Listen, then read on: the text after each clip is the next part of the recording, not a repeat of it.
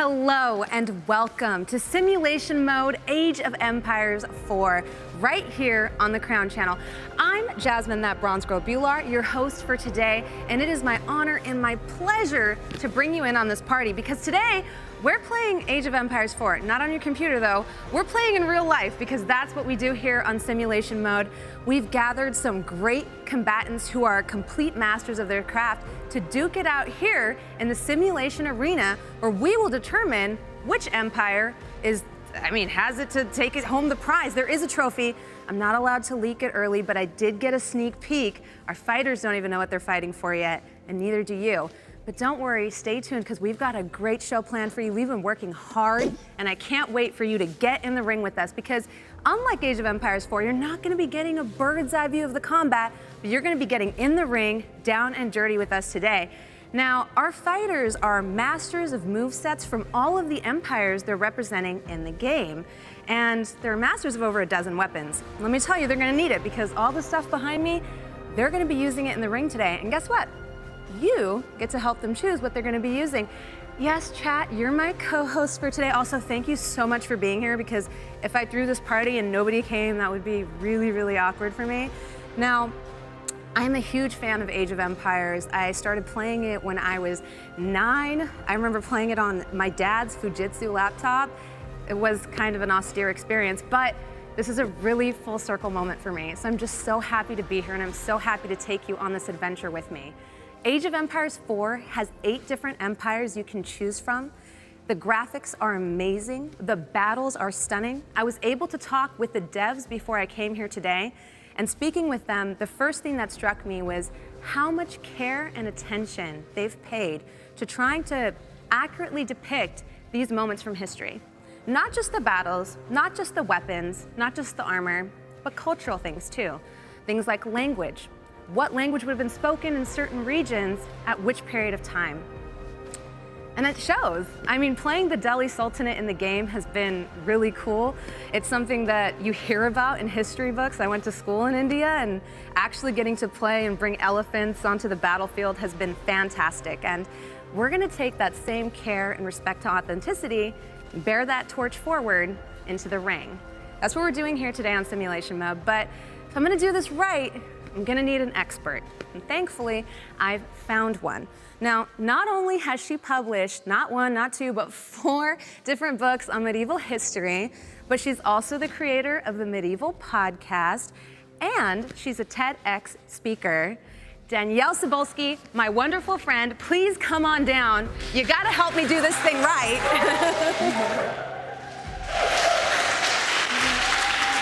I'm so happy to have you here. Nerds meeting nerds, nerds helping nerds. It's always the greatest. I know. For our wonderful chat, why don't you break down who you are and what you do? Well, I'm a medievalist, so this is my full-time job, bringing history to the people, and I love it so much. So I got interested in history from fiction, like so many of us, I think.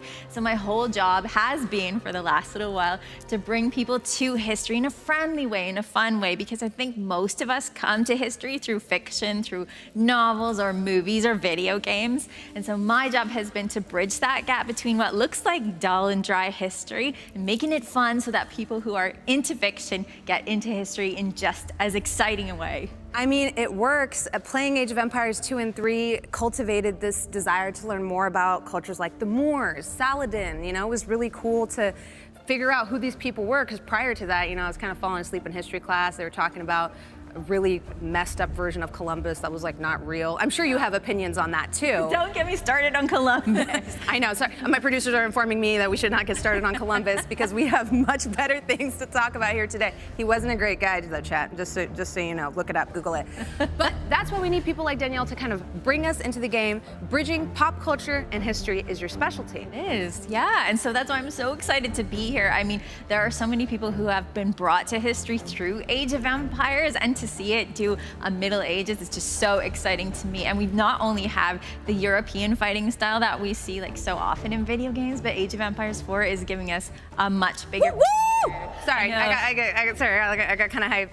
So excited, and we're gonna see that right here too. Delhi Sultanate, yes! More than one I'm done. That's the last one, I promise. We want to see more than one continent. I think that people who are gamers and people who are interested in history, they want to see a bigger picture than that general, European history that we usually see. And so we're bringing it today. And you know what, chat? You can get a chance to win a copy of Age of Empires for yourself. Now, I got it through Xbox Game Pass, but we're doing tons of giveaways in the channel, so make sure you are tuned in. Join us at twitch.tv/crown. We're gonna have a bunch of different commands you can use, and if you can accurately foretell which empire is going to win, you'll be entered into a giveaway to win a code of the game for yourself so you can get in on the action. It's awesome. It's absolutely amazing. I feel like we should duel sometime. I've been playing the game on hard mode, because I do this thing on my stream where I play games on hard because I have to flex and... That is something I never do, so I'm happy that you're doing it. I'm not going to play anything. I gotta do it. I got a chip on my shoulder. I have something to prove. I'm a real gamer girl. Just kidding. That was a bad joke. But I've been playing through, and one of the really cool things they've done with this game is including these really cool behind-the-scenes movies. Yeah, there's so many of them. They're so cool, and they involve real historians. They involve a real castle that's being built right now, and they talk you through such interesting history, and you get to watch these and play the game. It's the best of both worlds. I love it. You know, one of the videos we watched on my stream was talking about the making of castles. Yeah. And it honestly blows my mind how much work went into them and how many King Harold built. Yeah. Was that guy okay? Did he have something to prove? Oh, there's always something to prove in the Middle Ages, Sure. right? And so you were talking about William the Conqueror with me earlier, and he is a guy that built so many castles, and you actually get to see some castle building in the videos in between the gameplay, and it's so cool. Everyone should check it out. And you know, we're gonna get to see people prove something in the ring here today, because we have 4 different empires duking it out. There are 8 you can play in the game, but we've got combatants from 4 of them here today. And first up, we have a different William Marshall, representing the English Empire. Now we have Jay Puerta bringing this wonderful character to life. Danielle, what can you tell us about William Marshall? Well, William Marshall is a perfect person to have in the ring today, because even in his own time, he was thought of as the greatest knight there ever was. People still today think of him as the greatest knight there ever was. So when it comes to that classic English style of fighting, William Marshall is your guy. He served under 4 kings. He lived to over 70 years old, which tells you what kind of a combatant he was. He was an amazing knight in his own right, and so it's going to be so cool to see Jay here in the ring being William Marshall. I can't wait to see it. When you set that stage of being the greatest knight, that ever existed, I can only imagine the way he's going to bring the hammer down on the ring today. Oh yeah, so much skill, so much effort. It's going to be an amazing thing to see. But our next contender is just as formidable, representing the French Empire. We have Kelsey Gentry portraying Jeanne d'Arc. Now, the only thing I know about Joan of Arc is from that Mila Jovovich movie from back in the day. Is it true that she was just a peasant that one day was like, screw this, I'm gonna do it myself, like Thanos? Yeah, pretty much. I don't know if she would call herself Thanos, but she was pretty powerful girl. I mean, I call her Thanos. Thanos is a pretty cool dude. Sorry, comic book nerd jumping out. Continue, Danielle. So Joan was absolutely, she's a peasant girl from the countryside, and one day, she's a teenager, started to have these voices in her head. They were the voices of angels, and those angels told her job was to lead the French army to kick the English out of France. They were occupying France at that time. Hear, hear, sister. During the 100 Years' War. So Jeanne d'Arc, or Joan of Arc, she actually won a whole lot of battles for France. She was eventually caught by the Burgundians and handed over to the English, who burned her at the stake as a heretic. So it's so great to have Jeanne d'Arc back here in the ring. She's got a lot to prove, and I can't wait to see her. I hope Kelsey gets heretic as heck up in here. Personally, I almost cursed. I'm so sorry. It's okay. I'm just really excited. When you start talking about kicking the English out of anywhere, this girl gets on board. Oh, she does. She's amazing. And Kelsey is she's gonna kill it out here. Now, we just don't have European representation. Of course, we've got people from out east as well portraying the Rus Empire. We have Jake Schultz, who's going to be bringing to life a Rus man-at-arms. Now, this is one of the staple units for your army in the game. I think you unlock them in like the feudal era. They're super useful to have. What can we expect a combatant like Jake with the man-at-arm sort of setup to bring into the ring? What is so cool about having the Rus here is that they have a style that's unlike anyone else's. So their ancestry comes from Scandinavia, from Viking ancestors. And so they have learned how to fight in a Western style. And they've also had to learned how to fight in an Eastern style because one of their major enemies over the Middle Ages was the Mongol Empire. So when we have a Rus fighter, we have somebody who can use Western style arms and someone who can use Eastern style arms. So this is something that you rarely ever see. So it's great to see Jake here representing the Rus. And you know what? Jake's gonna need it because his opponent is from the East. Our last combatant will be presenting the Chinese Empire. We have Helena Harlow bringing to life an elite palace guard. That's right, and you can see it's so beautiful, and that's one of the things that you can see in the game too. What the Chinese bring is style as well as fierceness, and we see that in the form of Helena here. And so what's so cool about the Chinese is they have such a long history, and all of their arms are very exciting to see being used. And again, what's interesting is because they also fought the Mongols, we can see some similarities. I feel like the Mongols fought a lot of people. They sure did. Yeah, They Genghis sure did. Khan was kind of always, maybe we should call him Thanos. Yeah, I think he would get on board with that in a heartbeat. He was probably like, that guy had a lot of good ideas. Yeah, I think Genghis would be totally on board with that. But so the Chinese have also learned from fighting Mongol cavalry. So we'll see similar weapons to the type that we'll see from the Rus as well. So it's so awesome to see these two combatants fight it out here.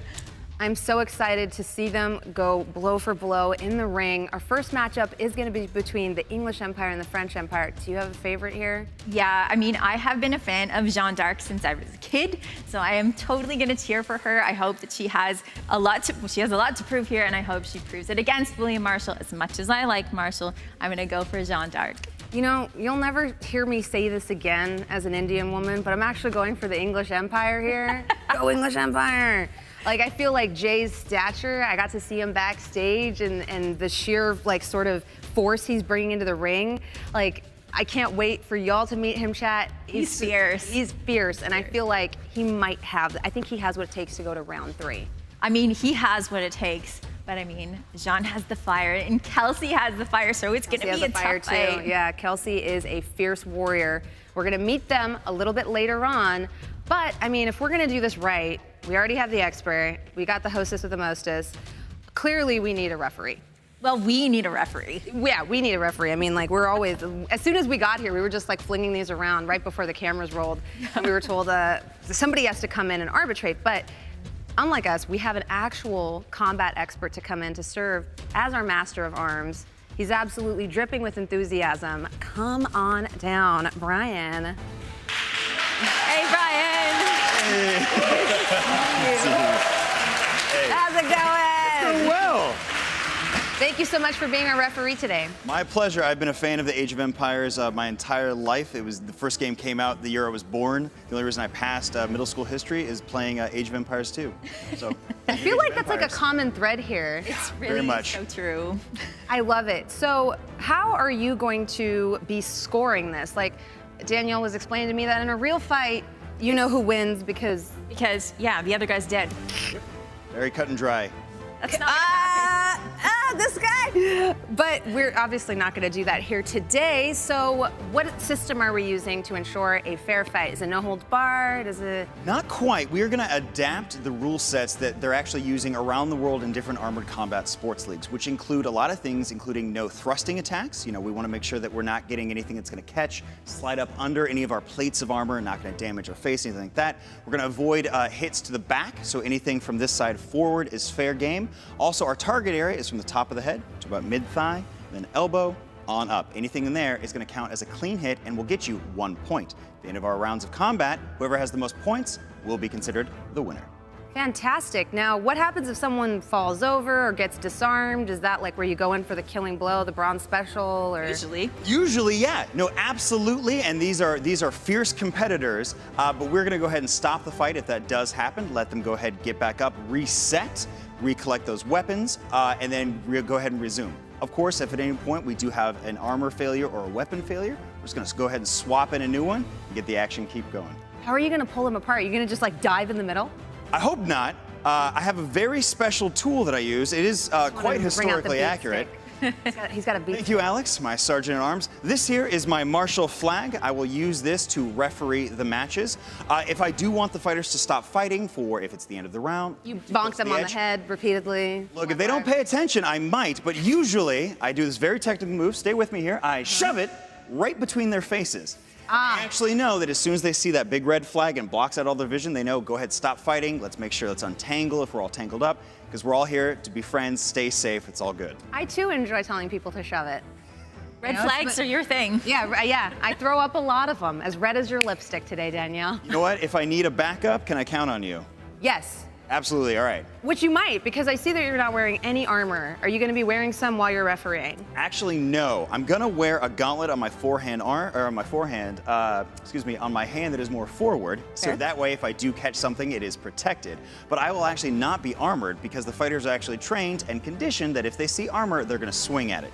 So I'm gonna go ahead and opt for the not armor, got some padded armor here, so no dexterity penalties or anything like that. So I'm gonna say basically stay loose, stay around them, stay safe, use this stick as needed. Brian always wearing the fall's newest fashions from Nordstrom Rack. Thank you. It's more of a medieval rack, but It's better than the torture rack. indeed it is. Also, this is definitely dry clean only, I assume. Well, let's hope we don't get any blood on it today. I'm assuming you've taken some measures with the weapons to make sure that they're a little bit safer for the use of the ring. Absolutely. All our weapons were actually made for us, especially for this event by Tony Swatton, Master Blacksmith, Sword in the Stone.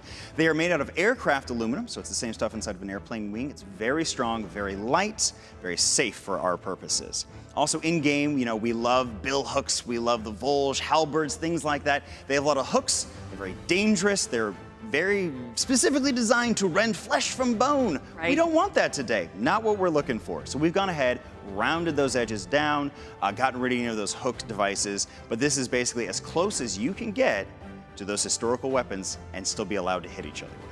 Now, Danielle, we got to swing some of these around. They're quite a bit lighter than you would expect. Yes. How heavy would you expect an actual sword that a knight used in battle to be? Well, swords were not as heavy as people think they were, but I mean, you're holding it for a very long time. So even a sword that's only 3 pounds is gonna feel really heavy after you're using it for a while. So our fighters are really happy to be using this aluminum. It's much lighter than what they usually use. They are using, though, the same armor that they normally wear in combat. So although they're saving weight on the weapons, their armor kits are the same steel, titanium, full plate. All the little nooks and crannies are covered up and armored. So that way they're going to be 100% safe, which means they're just going to go that much harder.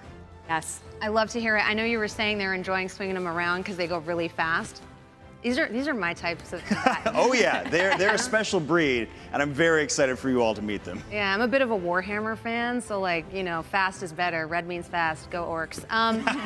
Now, I also hear a bit of a zombie expert. Yeah. So I have to ask while I have you here, which weapon would both of you choose to survive a zombie apocalypse out of these? Oh, for me to survive the zombie apocalypse, I'm definitely gonna go with a poleaxe. Fair. It gives you a lot of distance. You can keep those zombies away from you. And we all know that the only way to kill a zombie is to cut their heads off. That's something everybody knows, right? So an axe has that nice blade you can use at a distance and cut those zombies' heads right off. I love the versatility of the poleaxe. I'm a big fan of halberds. I think specifically in this zombie apocalypse, this is, like we've said, very nice. Blood would definitely stain it. I'm gonna use that polearm, that French Volge over there, to keep the distance, keep them at bay. I've already been practicing with the martial stick here. Fair enough. Having watched 28 Days Later and kind of accruing a lot of kills with it in Call of Duty, kind of ironically, I feel like I would go with the shield. Really? Yeah, and just be able to push it out. Because I guess I always feel like if you chop them off, what if some blood gets in your eyes or nose and you get infected? Very good point. That's how I lost my last job. The last simulation mode was Left 4 Dead, and I thought they were kidding when they told me about that. the nightmares of that still haunt me to this day. It's okay, though. We're going to make it through this one because we have Brian here. We didn't have you on the last one. That's fair. I'm excited to be here. I'm excited to have these amazing fighters that we've gathered from different armored combat leagues. We have these amazing weapons. I've got my sergeant at arms. We're going to be flying in weapons. It's going to be a great day. I am so excited to be here for Age of Empires 4. I'm excited to be here, too. I'm super excited to see the French Empire face off against the English Empire right after this.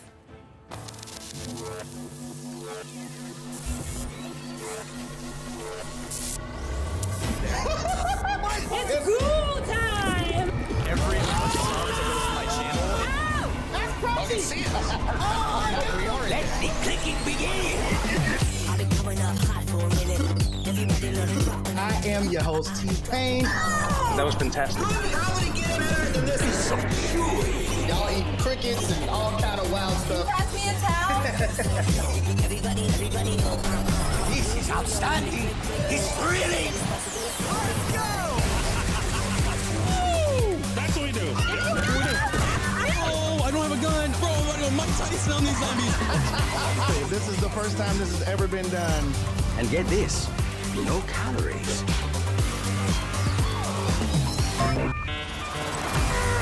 This is gonna be amazing.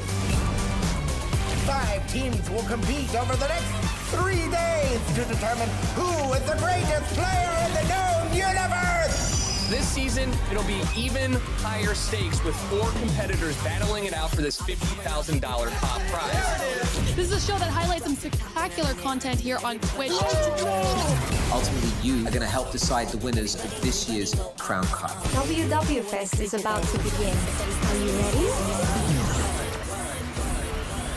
Oh, that sounds good.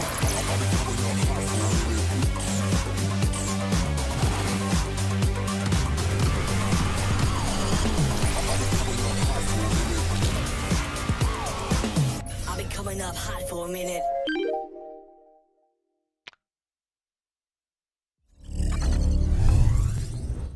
Welcome back to Simulation Mode, Age of Empires 4, right here on the Crown Channel. We gave you an overview of which iconic characters we're going to be seeing battle in the arena today. Danielle, thank you so much for giving us some historical context for who these figures were. Are you excited to meet them? Oh, totally. This is my jam. I'm so excited to meet them. I have to say, we've chatted with these people backstage. They're so nice. They're really great athletes, tons of great sportsmanship, but when you see them fully armored up, you're gonna lose your mind. It's so insane. I know, you wouldn't think people this nice could be this fierce, but wait until you see them in action. Now, our first contender is representing the English Empire. It is my honor to welcome to the arena Jay, who's going to be bringing to life William Marshall.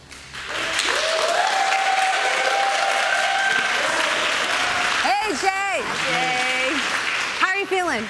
Oh, I feel great. I'm really glad to be here. Been waiting for this moment? Oh, absolutely. You look absolutely stunning. What are those? Are those, I'm assuming, the newest collection from Alexander McQueen? There you go. What do you think? You like it? What are you twirling around like a ballerina? How heavy is this? This particular kit can be between 60 and 70 pounds, roughly, when you account for the helm as well. 60 to 70 pounds sounds like a lot, and it is a lot, especially if you're going to be wearing it for a long time. But what people don't really recognize is that 60 to 70 pounds is really standard for soldiers anywhere from the Roman Empire to the modern times. So while it's a lot, it's not unmanageable for someone who's a fighter. Now, how long would it take to put something like this on? You know, this particular suit's a little easier to put on. Somewhere between 15 minutes max, I can put this on. Can you put it on yourself, or do you require assistance? It helps. It helps to have a squire. It'll just take longer, but I can still do it by myself. So that's the good thing about this one. Is it required for people in your sport to be a squire before they become a combatant, or can you skip that step? You know, it's a good point. When you get started, squiring is actually an integral part of it because it teaches you all the ins and outs of the suits of armor, how to put it on. There's different ways to do it. It's a great learning step for those that want to get involved, and that's how they help us out when we do our practices. They get involved, they help suit people up, and then in turn someone else eventually will come in and help suit them up and so forth. So it's a great learning tool. So squiring is important in our sport. And it was important in the Middle Ages too. I mean, the squires are the people who became the knights. So it's on-the-job training that they're doing when they're suiting up their knights and getting them ready, anticipating what they need. So squires are super important. Now, how do you feel about bringing to life this character of William Marshall that's in the game? Man, that for me, William Marshall is like, you know, that's the epitome of any of us that want to live in this world and live up to that standard. He is the standard in many ways. Under 4 kings, you know, the story of him as a child, you know, being held for ransom. I mean, his life started off with a bang, you know, so. It almost started off with a bang. So what happened, according to legend, is that William's father was holding out against the king, King Stephen, and King Stephen had a young William who was only about 5 years old, captive, and he actually put him in a siege engine, apparently. And King Stephen said, if you don't surrender this castle, I'm gonna shoot your 5-year-old at the walls. So he almost started his career with a bang, but he didn't quite. His dad said, that's okay, I can make more sons, I can make better sons. But King Stephen decided to spare William, and here he is today in the form of Jay. I actually really love that he called the bluff, where he was like, if you don't surrender, I'm gonna fire your kid through a trebuchet. And this dude was like, bet, do it. I'd like to see that. I kind of admire that energy. Now, Jay, you're playing the greatest knight of all time, but I have heard you're a knight yourself. Absolutely. Again, when it comes to our sport in the United States, for those of us that go through the tournaments and earn our spot on the U.S. team, we go overseas and we fight in a castle in some beautiful country. If you do all those steps and you fight for your country overseas, you do qualify to be knighted in our sport. And I had the honor to be knighted in Portugal in 2016. It was just a beautiful experience. And so, yeah, I try to help grow the sport in our community here in LA to make sure more people get that chance. And you got a tattoo to commemorate that. Did that hurt more than the actual combat? Actually, where I got it done, yeah, it did hurt a lot, but it was worth it. It was worth it. Is Portugal where you said you had to fight on the cobblestones? That's right. That castle, Montemoro Velo in Portugal, beautiful cobblestones, but you had to climb all the way up with your gear, and it was definitely a learning experience with armor and the shoes we had. Speaking of armor, let's get a look at the side-by-side of what you're wearing today, as well as what your character is wearing in the game. Danielle, walk us through this. I see there's some differences here. Yeah, there's a major difference, which you're gonna see when Jay starts to fight, and that is that William Marshall in the game is wearing a flat-topped helmet, which we tend to call a bucket helmet because it looks like there's a bucket on his head. Now, the thing about that is that it's got a flat top, which means that if you get struck on the top of your head, you're gonna feel that, really feel it. So Jay is wiser than William Marshall in some ways. He's going to be wearing a hat that has a helmet, that has sloped sides to it, is more conical. And so that means that if he gets hit over the top of his head, that blow is going to slide right off, which is what you want for all your armor. You'll see that Jay's armor allows all sorts of hits to just slide right off along that curved surface. Fantastic. I mean, even despite having the curved surface, the helmet looks utterly stunning. I've seen you wear it. It does strike a very imposing figure. We have your squire holding it here in the ring. What is the visibility like in something like that? Now, this particular helm is decent. It's pretty decent. You can actually see almost 180 degrees in front of you. However, when I look down, there is a challenge there. Those little holes for breathing disrupt your view a little bit. So there are some pluses and minuses. Fully protected face, I can see the breathing's a little tougher. Now, we've talked about your armor. What about weaponry? Now, chat's gonna be voting on which weapon you get, but is there one that you're hoping to get from the rack here? Absolutely. If chat's listening, William Marshall and myself, we both enjoy a good shield and sword and shield. It's very versatile for many different types of opponents. So in a situation like this, that's what I would go for. Fantastic. Well, one last thing I have to ask you. How are you feeling about your chances against Kelsey? She is a formidable opponent. Absolutely. I never had a chance to fight Kelsey. She's trained with us. We train all the time, so it's going to be a great honor to fight her. I know her fighting style. She has a lot of energy. She brings it. Couldn't be a better choice for Jeanne d'Arc, so I'm looking forward to it. Well, let's meet her. It is my pleasure to invite to the ring our French Empire portrayal, Kelsey, who's going to be playing Jeanne d'Arc. Welcome! Thank you so much for having me. Oh my gosh, you look amazing. How are you feeling? Thank you so much. I'm feeling super amped up, honestly. Really, Do you feel like excited Joan? here. Oh yeah, like she brings next level energy, total powerhouse, and a lot of people in the community know that I tend to be like that too. So I'm coming for you, man. Now, I know, Danielle, you were telling me the fleur-de-lis was a pretty iconic part of Joan's costume. Walk me through that. Yeah, so this represents the French, and it has for centuries before Joan even fought, and so this is a perfect standard for her. You do see it in the game too, but she's wearing the fleur-de-lis because she is a proud French woman. She actually does look a lot like the in-game model if we did a side-by-side comparison. A lot of the coloration is the same. Now, it's been explained to me that this is not actually a duvet, but it's a gambeson. Yeah, it's like the coziest blanket you could possibly wear and the greatest protection to disperse the amount of hit energy that you're going to get, or that I'm going to get. And then also, you know, it protects me against bruising, everything like that. So it's like a really big security blanket. I don't know if I would ever want to fight without it. I couldn't imagine. Speaking of, what do you normally fight in? Is this pretty close to what you normally wear? No, this is actually not what I normally fight in. I normally fight in brigandines, so it's smaller pieces of plate. They're titanium, so it's a lot lighter. I'm generally a quicker fighter, come out with a lot of energy, and so forward movement and a lot of movement is what I tend to prefer. But against an opponent as large as Jay, with the amount of force that he can put behind a hit, this is definitely where I want to be sitting at. So I'm like a little tank action. Yeah. Speaking of little tanks, Danielle, walk us through some of the differences between Joan's helmet in the game and what Kelsey's going to be wearing today. Well, what's similar about these two different styles of armor, you see it's plate armor, which is similar to what Jay's wearing. What's cool about it in the game and what Kelsey's wearing today is she's wearing what's called white armor. Now, people don't realize that usually people would paint their armor so that you could recognize another knight on the field, and it also prevents rust. But we know that Joan wore white armor, which is unpainted, and we see that on Kelsey. We see this on Joan as well. Now, the helmet, you're going to notice a big difference. So Joan is wearing a Sally helmet. She doesn't have a bever on it. She's got her visor lifted, which can be something very dangerous. And so Kelsey is going to wear a bassinet helmet. She's going to have her face covered, which is going to give her less visibility, but it's going to protect her face, which is something we definitely want to see happen today. I mean, we've got the helmet here. It looks absolutely amazing. I can't wait to see you with it on.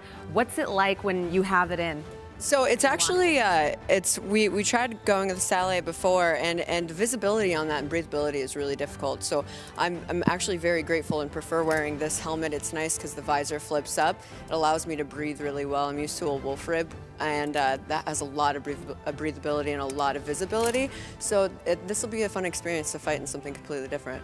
Now, I know endurance is a big part of the game. You were telling me it's not uncommon for you to work out in your armor. Yeah, actually, I have a really amazing gym, and I'm from HB. I live in HB, and yeah, they let my boyfriend Colin Martin know, who's also in our sport as well, 9th best in the world, and we work out all the time in our armor. We're on the treadmill constantly doing cardio, and for the longest time, they thought it was the most bizarre thing. People were taking pictures, and now they're just like, oh yeah, look at those crazy people in armor. Wait.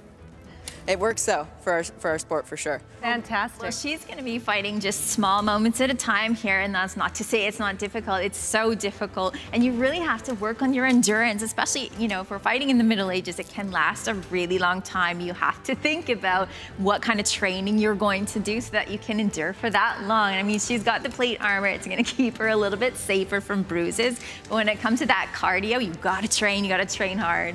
Now, since endurance is the name of the game here, even with 1-minute rounds, I know that the first round is going to be just 2 of them, and then going into the third, there's going to be 3 bouts. Is there a weapon that you think can carry you through more so than another one? You know, absolutely, actually. I'm normally love doing sword and buckler, and I do enjoy it. However, just in the spirit of Jeanne d'Arc and the fact that I'm feisty, that bollocks dagger, you guys all want to see me fight with that.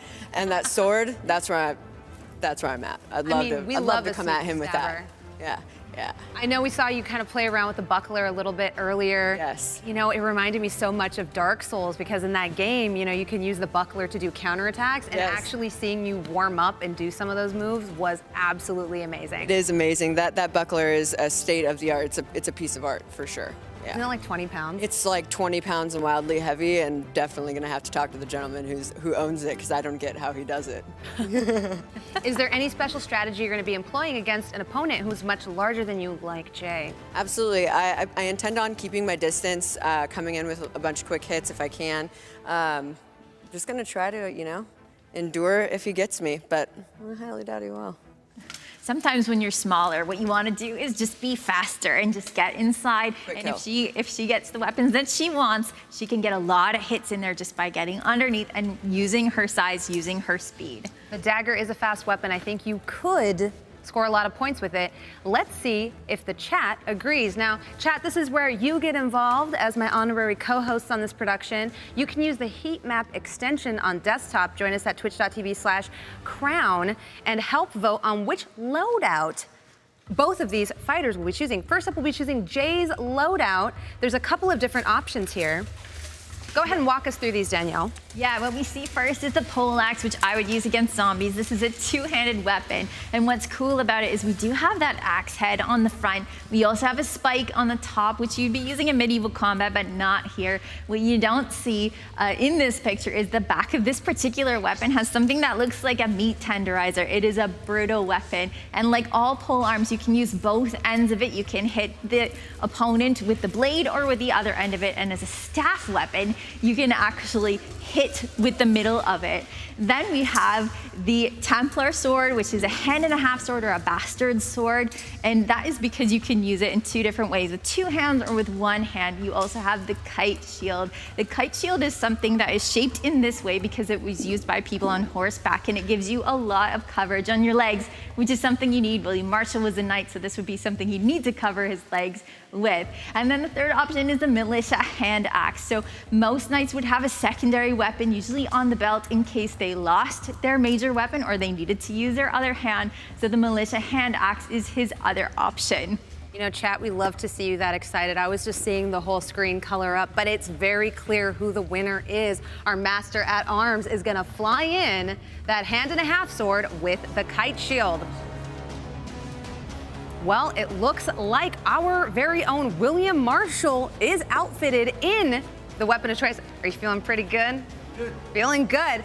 But we cannot leave our French Empire fighter unarmed. So once again, chat, we're gonna ask you to take a look at these three loadouts and choose which one you would like to see Kelsey use in the ring. Now, we know which one she prefers, but walk us through all these options, Danielle. So the first option is also two-handed. It gives a lot of distance, like Brian was talking about. It's the bulge pole arm, and it's got a nice blade. It's only got the blade on the front and sometimes a spike on the top. Now, she can use the other end, especially if she wants to hit her opponent with that.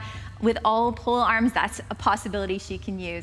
Then we have the arming sword and buckler. So we were talking about this a little bit. An arming sword is a good weapon to have. It's a bit smaller than a two-handed weapon. It's got two edges on it, so she could use either one. And the buckler, this particular buckler is pretty heavy, but as you were talking about earlier, a buckler is an offensive weapon as well as a defensive one, so she can actually hit her opponent really hard with this metal buckler, which is something to see, let me tell you. The other option, which is Kelsey's preferred one, is the arming sword plus the Bollock dagger. It's called the Bollock dagger for an obvious reason if you see it pretty close up. So this is a good option too because it gives her a lot of speed. She can do a lot of damage with the arming sword in one hand and the Bollock dagger in the other hand. I'm not at all surprised that Twitch chat chose the Bollock dagger. It's fierce, it's fierce. I know, we're very mature in here. But you know what? I think we're gonna see Kelsey deal some damage with that Bollock dagger. Go ahead and bring it out, our wonderful master of arms.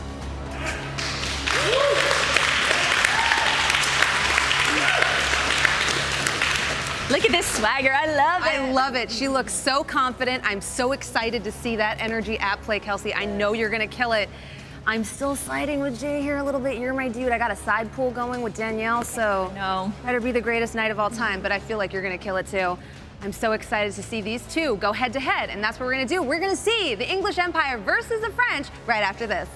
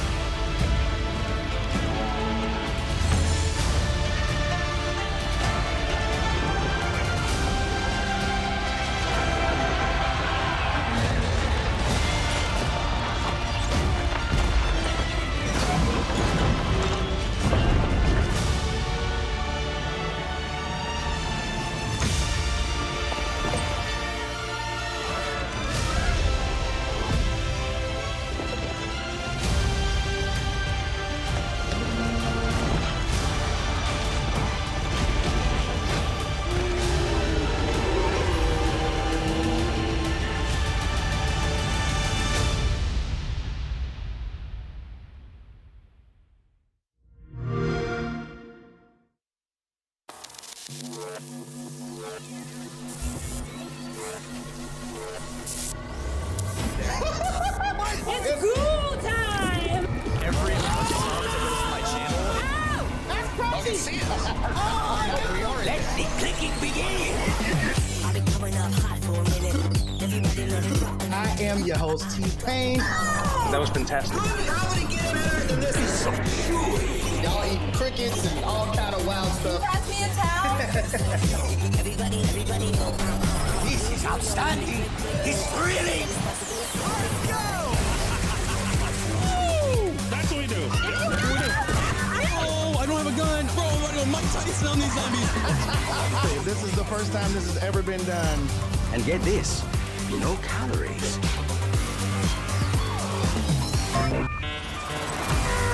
This is gonna be amazing. 5 teams will compete over the next 3 days to determine who is the greatest player in the known universe. This season, it'll be even higher stakes with 4 competitors battling it out for this $50,000 top prize. This is a show that highlights some spectacular content here on Twitch.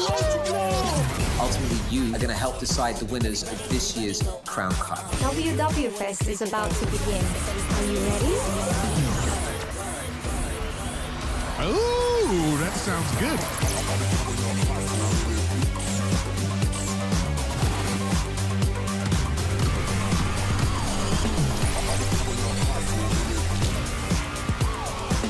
I've been coming up hot for a minute.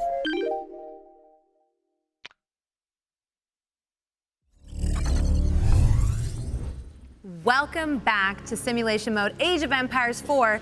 Me and Danielle are super excited. We're just about to see the English Empire face off against the French. We talked to both of our combatants. They both seem raring and ready to go. I mean, this is a really old rivalry between England and France, and so I think they're gonna kill it. They're gonna really put their best effort into this, and I can't wait to see it. They both got skin in the game, and in Joan's case, sadly, burning skin because she was burned at the stake. But you know what? She is here for revenge. I think Kelsey is the person to get it done, but we all know I'm secretly rooting a little bit for the English. We got a bit of a side pool going here. It's not because I like the English, it's because Jay's wonderful, you know? This is Kelsey's day. This is Kelsey's day. We're gonna see her. She's gonna slay.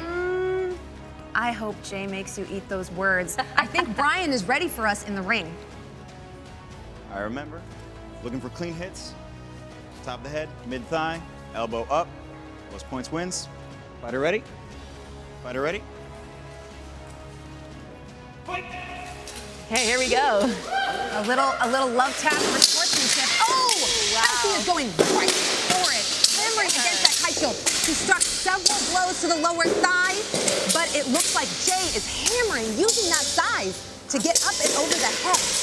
Yes, he's using his shield to push her off because she is really coming up into those two. I mean, this is why she picked these weapons. They are so fast, and she is really going for it. She's finding small openings to get in with that dagger in the offhand. We are seeing a classic matchup of dual wielding versus that sword and board combo that's so popular in RPGs. Yeah, absolutely. And we see Jay here, and he's going with that overhead strike, right? And this is when you want to have a helmet that will allow the blow to slip off because it is a hard hit that he's giving her on the top of her head. As we're coming into the last 10 seconds, we can tell that the fighters are starting to get a little bit fatigued. This is a very much endurance-based sport, but Kelsey is still trying to get some points in. Yes. Come on, Jay! Go. And it is over. I feel like that one is so tough to call. I feel like Jay got some amazing hits in there, especially at the beginning. Yeah. Our fighters are now going to take a moment to rest. Their squires are going to get them some water with each round chat. Just as a quick reminder, we do 2 matches of 1 minute each, and then we take a quick break. 1 minute Kelsey is was so fast. So fast for us, right? But when you're in there, when there's our blades coming at you, it's a long time to be in there. And look at them, they were giving such a great effort in there. It's super exciting, and it's loud, isn't it? It's very loud. You can see like the wood splinters flying from the kite shield. It does look like Jay was able to deflect a lot of those blows. I know you were talking about the way a kite shield is sort of designed to deflect those blows. Walk us through that a little. Yeah, so most of the shield that you'll see today have a metal part on the front that's called a boss, and that's there to sort of help protect the hand and also make those blows move off the shield. But we saw also it's a way to push your opponent away from you, and you can use it to make some pretty hard hits. So that is, kite shield in itself is a good way to fight off your opponent. I have to say, watching Jay bring up that kite shield to kind of interpose some distance between himself and Kelsey was really impressive. It also looked like it was at a very dangerous angle. How often would Would your arm get broken doing this type of thing? Well, a kite shield is pretty good because you can hold it across the front of your arm. If he was using a buckler or if Jean was using a buckler, that could be more dangerous because you're holding that on your hand. And if you get that hit at the right angle, you can actually break your wrist. You want to be careful. You want to wear gauntlets and make sure you're not breaking your wrist. So a kite shield is a little bit better for that. It sits on the forearm, which makes it a little easier to hold on to, and it's a little bit less dangerous, but all of this is dangerous. I mean, it is warfare we're looking at. It is warfare, and our combatants are out for blood. They're wonderful friends, but also fierce competitors, and they all want a shot at that final round of combat. It looks like our squires are just about finished up and getting them ready for combat, getting them some water, catching their breath, and it looks like Brian is just about ready for us. He's just staging our fighters at their marks. Brian, whenever you're ready. Fighter ready? Let's keep it up. Wait! And we are off. Once again, oh, seeing John Dark pry the kite shield aside, using the weapon, opening. Oh, the backhand, the swirling hit.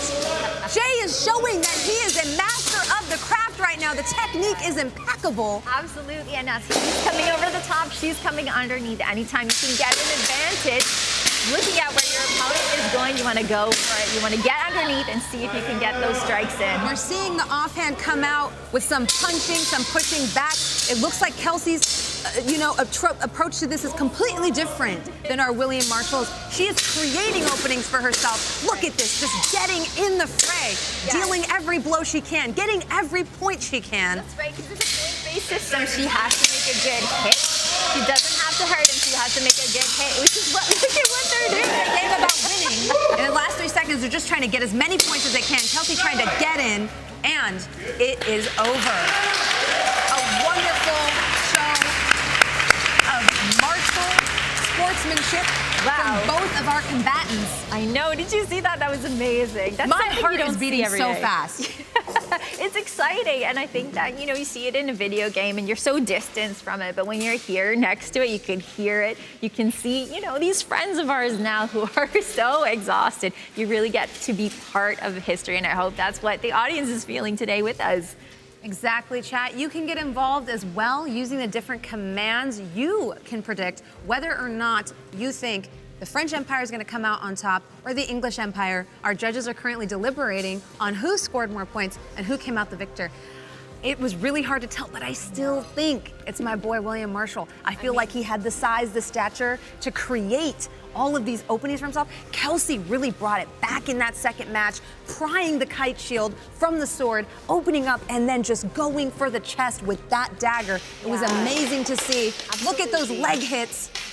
Every individual fighter has to go with what their body is good at. And I mean, Jay is so big and he can get this height on his clothes. He can do it right over top. And so to counter that, you need to get underneath. You need to get as many strikes in as you can. That was a beautiful twirl he did there, which shows how well you can move in armor. He's so elegant. I know, I right? wasn't expecting him. I feel like, does he get bonus points for that? I feel like he should get bonus points for that beautiful. So.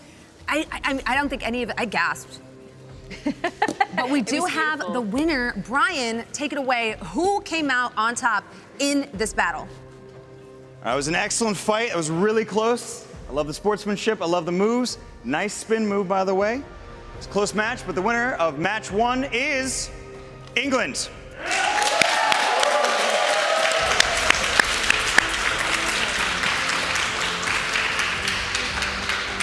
Kelsey, you had the arming sword and the Balak dagger. I know you were very excited. How did it work for you in the ring?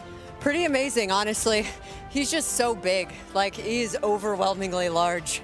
And he brings the heat. But it was a good time. You got a lot of hits in, Any particular moments that stand out to you? Yeah, his twizzly spin move there, that was a thing of beauty, and I felt it too. We'll have to check in with Danielle if that is historically accurate, but we'll check with her later. Jay, congratulations. How are you feeling? Feeling really good. It was a great honor to fight her. Yeah, I mean, you wanted the sword and shield. You got the sword and shield. Was that the key to your victory? Absolutely. I mean, she was swinging with both weapons, so it allowed me to block a lot while still trying to keep her at bay. I'm just glad she didn't use the dagger the way she was supposed to, so I'm happy about that. I saw a couple shield bashes in there, too. Were those timed or were those reactionary? Yeah, you got to try to do both. Time it just right. If you have enough space, it creates just proper impact. So it worked out. Are you excited to match either the Rus or China in the final? There's no good option there, so I'm just going to have to fight. Love to hear that. We're excited to fight here. Back to you, Danielle and Jasmine. I think I'm gonna go with Twizzly spin move for Evermore. That was love beautiful. it. You're my boy, Jay! Yes! Jay. It wasn't Jones' day today, but I mean, to lose to William Marshall, that is no dishonor at all. He was amazing, and he did a great job today. It was kind of my day, though, because I did bet on the right fighter. Let's take a look at that bracket. It looks like the English Empire will be proceeding to round 3 against one of the 2 victors from round 2, which is the Chinese Empire and the Rus Empire. Now, I don't know who's gonna come out ahead in this next sort of bout of combat. We've got 2 formidable warriors. It sounds like Jay doesn't know which one he wants to fight more either. I mean, Jay's got his work cut out for him no matter who wins the next bout, so it's gonna be an amazing fight to see. I can't wait for us to get into it. When we come back, chat, we're gonna be meeting the combatants from the Rus Empire and the Chinese Empire right after this.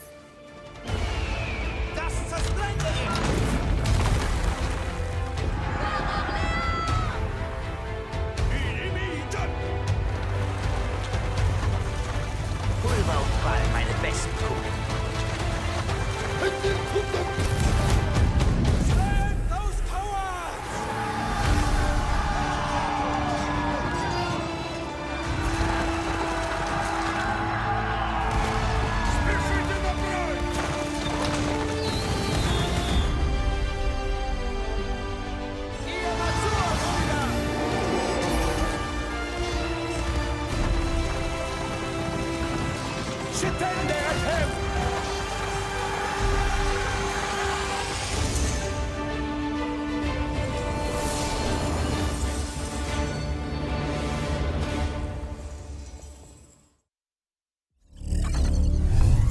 Welcome back to Simulation Mode, Age of Empires 4.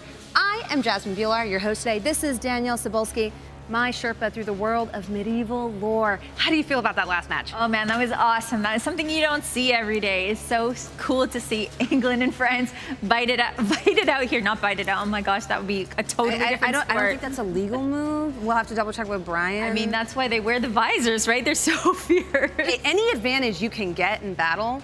Yeah, absolutely. I mean, that's the thing. We are fighting so safely here, but when you're actually fighting for your life, everything goes, including biting, which is just a nasty way to go, I think. I personally feel like our Kelsey really just played it classy with the dagger, because I would have been making all kinds of illegal moves with that, I'm not gonna lie. I mean, that's what you're supposed to do. Versus a big guy like Jay, you gotta do whatever you can, you know? Go for the weak joints, but like Brian said, that's not allowed. I know.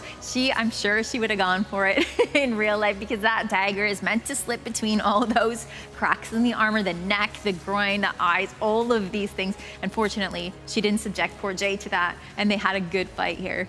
It was an amazing fight in the Western bracket, but of course, now we've got to meet our representatives from the Eastern Empires. First of all, I mean, wait till you just see this armor. I know. Presenting the Rus Empire, we have Jake Schultz, who's going to be portraying a man-at-arms.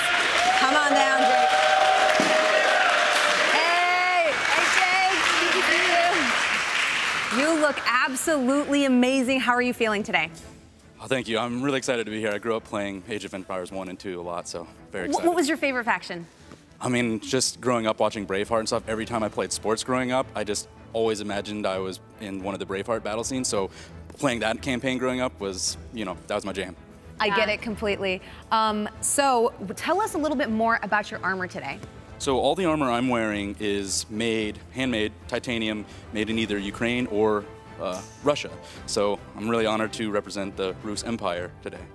So you're actually wearing your own armor. Yeah, so I'm really lucky today because I'm wearing all my own armor, and unlike the man-at-arms, I'm getting to wear, you know, a little bit of plate, so I'm a lot more protected, and we've just added some elements to let me match the man-at-arms. Do you think that gives you like a competitive edge in battle since you're using a kit that's very familiar to you? Yeah, I'm very attuned to this kit, and I've, you know, kind of optimized it to be mobile and fast and lightweight, so.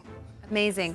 Absolutely, you want every advantage you can have, and having armor that is made just for you is something that everyone wants in the Middle Ages and today when you're fighting. It gives you a good fit. You don't have any of that chafing or soreness after having been fighting for just a long, long time. Now, I have to ask, was it a huge investment? Was this your first armor set, or did you start with something a little bit more economy budget, you know, great value? No, I kind of dove all in when I first started the sport, but this is my second suit of armor, so it's a very much of a learning experience. So, you know, you jump in, you learn, you buy a suit of armor, and then, you know, you learn what you like and what you don't like, and then you buy your second suit. Yeah, armor might not be where you want to cut corners because it is what's going to keep you safe when you have an opponent like we just saw Jay coming at you. You want to have the best armor you can afford, just like back in the day. Was armor hard to come by back in the day? Well, I mean, you did have to have specialized people who were making it, so you needed to find the right people to make it. It couldn't just be any blacksmith. You wanted to have real specialization, but it had to be made custom to fit you. If you were wearing someone else's armor, that could be really difficult, and you'd have to adjust for that. You want to have custom armor whenever you can. Fantastic. Now, since you're working with a kit that is more your speed, do you have any tactics that you think you're going to bring to bear in the field in terms of weaponry? I mean, I think it really comes down to what the weapon loadouts are giving me. I'm going to see what my opponent gets and see what I get, and then just kind of go from there. But definitely try to use, you know, speed, mobility all the time. Now, is your helmet going to play a factor here? We got to get a shot of this helmet. You have like this crazy, where is this helmet from? You got to tell me the story behind this.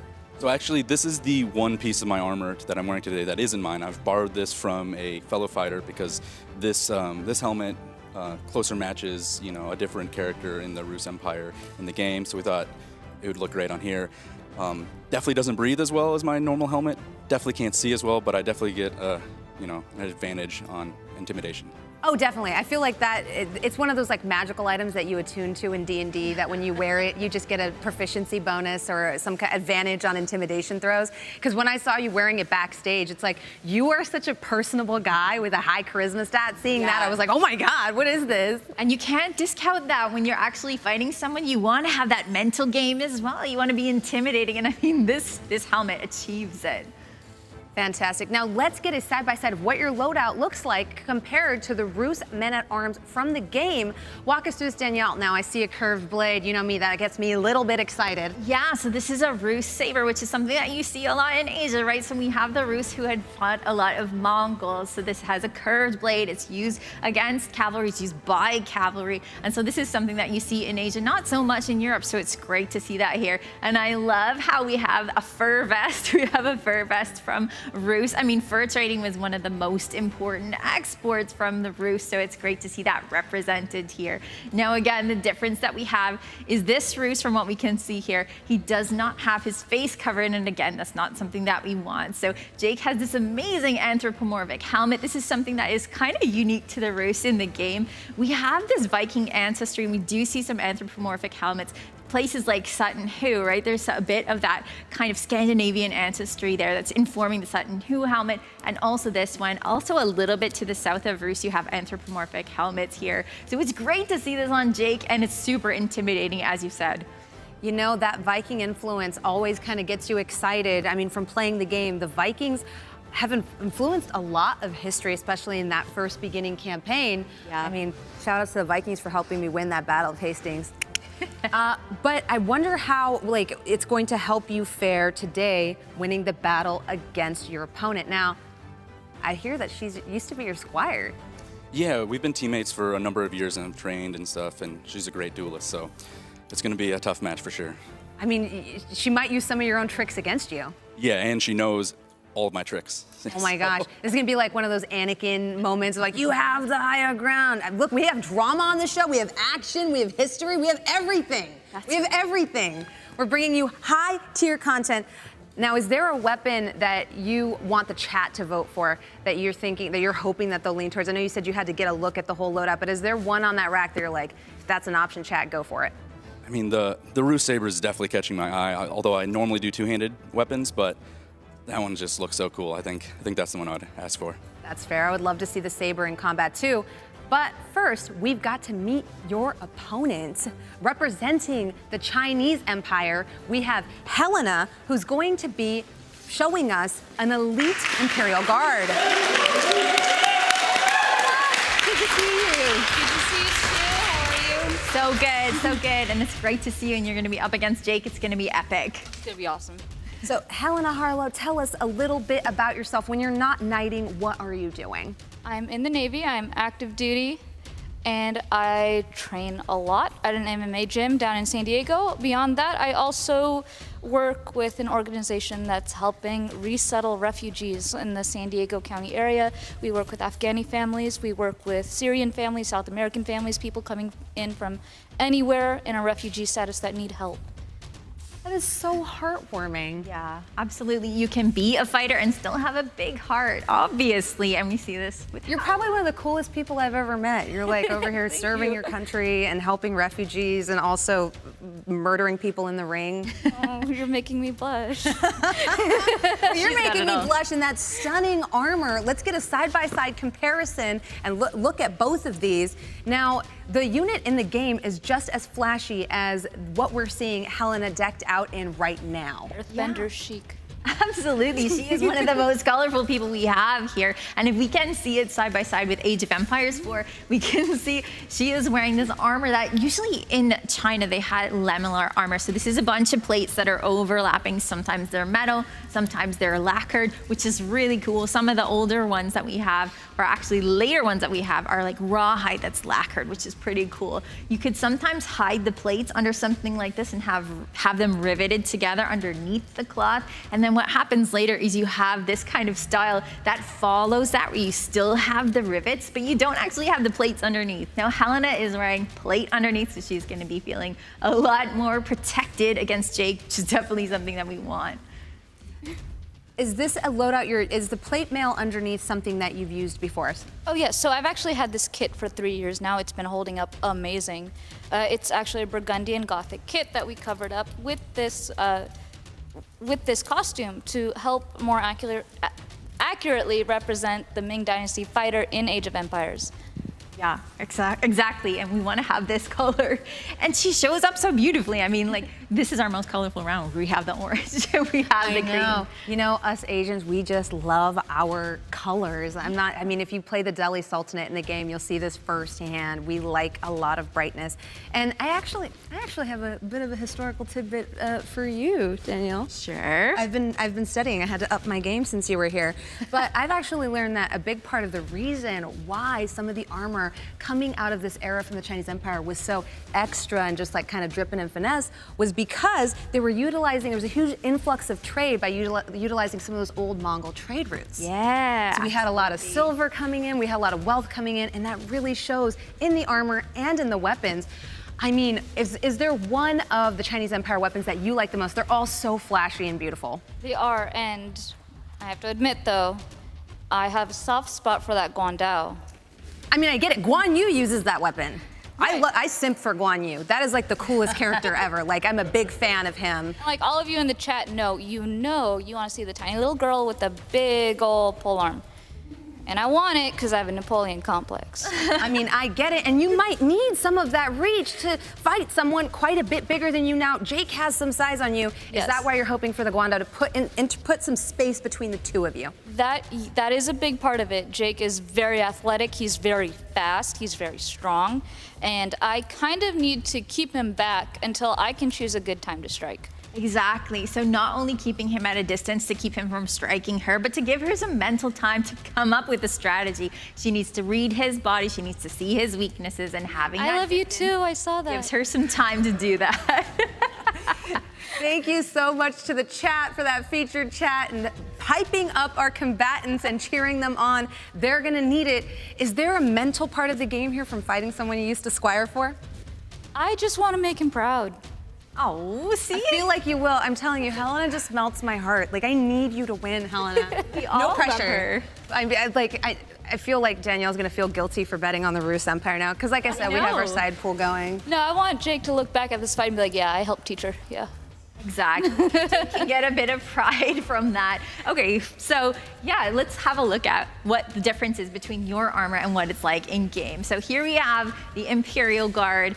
The big difference is that, again, we have a helmet that's open, and we don't want to have that here in the ring. So we're going to have Helena with a closed helm, which is something that we definitely want. And here we have the Imperial Guard in green too. I love this. And he's using the Guandao here, the Guandao. And as you can see, this is a polearm that's great for slashing. It's got a bit of a nasty bite on the back of it, which is going to be dulled for our purposes, which I think Jake is going to be thankful for. So we can see that Helena looks so much like this game, and I think it's going to be just beautiful watching her fight Jake. Now, in addition to the Guando, I saw that knee hit. That was not lost on me. That's illegal in this game, but you know, that would be a strategy to go for, Jake. I feel like the gameplay footage here is kind of setting you up for some combos. In addition to the Guando, we do have the Jian sword on the rack as well. Helena, are you experienced with this weapon, or is that something that you would like to bring to the ring? I do have experience with one-handers. They're not my primary weapon form, but I am comfortable with them. Do you switch up your strategy at all when moving from a large two-handed weapon to a one-handed weapon? I'm assuming yes, but... I need much more footwork when I have less range, because when I'm using a one-handed weapon, I am generally one of the shortest people in this sport in the US. So when I'm using a one-handed weapon, I give up a lot of reach. So it becomes this dance of trying to step in without getting hit, but getting them in a position where they are vulnerable enough that I can score a few points before if you've ever played Bloodborne. I have. I'm a big Bloodborne fan. Right, you know that butt tap and run? Yes, yeah, 100%. Because that's how you heal in Bloodborne. Like if you take damage, you only heal by like inflicting damage. Yeah, so you gotta inflict. I picked the right fighter, y'all. I'm crying. These guys are seriously vibing. I know. Listen, I love Bloodborne. I actually liked it a little bit more than Dark Souls, I know, Heresy, because of that speed of combat. And you're right, you have to really choose your opening against these giant bosses you're fighting, get in as many hits as you can, and get out before you run out of stamina. Now, I know that that's going to probably be a bit of a factor here as well. Does it feel the same? Is that weird to ask? In what terms? Like the stamina meter depleting and trying to get as many hits in before you roll out? I think the extra layers are definitely affecting my stamina meter today. Is it pretty hot under there? It is. So I feel like Jake's gonna be your cleric beast, right? You know what, that was from Dark Souls. She's a fake fan. I'm a fake fan. No, more like a Martyr Ligarius. There we go, Martyr Ligarius. Yeah. I don't know if you know that, Jake, but that says a lot about you. I've lost so many, I've lost count of how many times I've died. You know what? That game is about dying. That's the way we get better.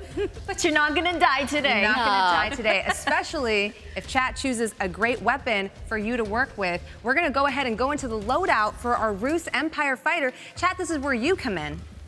Right, so here we have a great option for the Rus Empire. So the first is the battle axe, which again harkens back to that Viking ancestry. So he can use that with one hand with a heater shield. Now you notice that the heater shield is kind of similar to the kite shield. It's the evolution of the kite shield. It's got a flatter top to it so he can see a little bit better over it. And this battle axe has a nice grip on it. So he's got that leather, he can have a good grip. And at the bottom it's got rivets, so it's a particularly devastating weapon. Then we have the Rus saber, which we talked about a little bit. It's got a big curving blade. It's got one side that's sharp on it, and he can use it with the heater shield. The good thing about the saber is it's a very fast weapon, and we know that Helena is gonna give him a lot of grief in that whole speed thing, so it's something important that he might want to use. Then we have the straight sword. So again, we're getting back to that Western style. The straight sword has two edges on it, so that it's good to swing both ways. So that is something that he could definitely use. That's kind of more of a classic European style weapon, more like the ones that we saw from William Marshall earlier. It looks like it was pretty close, but the chat has spoken. We are going in with the Rus saber. Bring that in, Brian, our wonderful master of arms.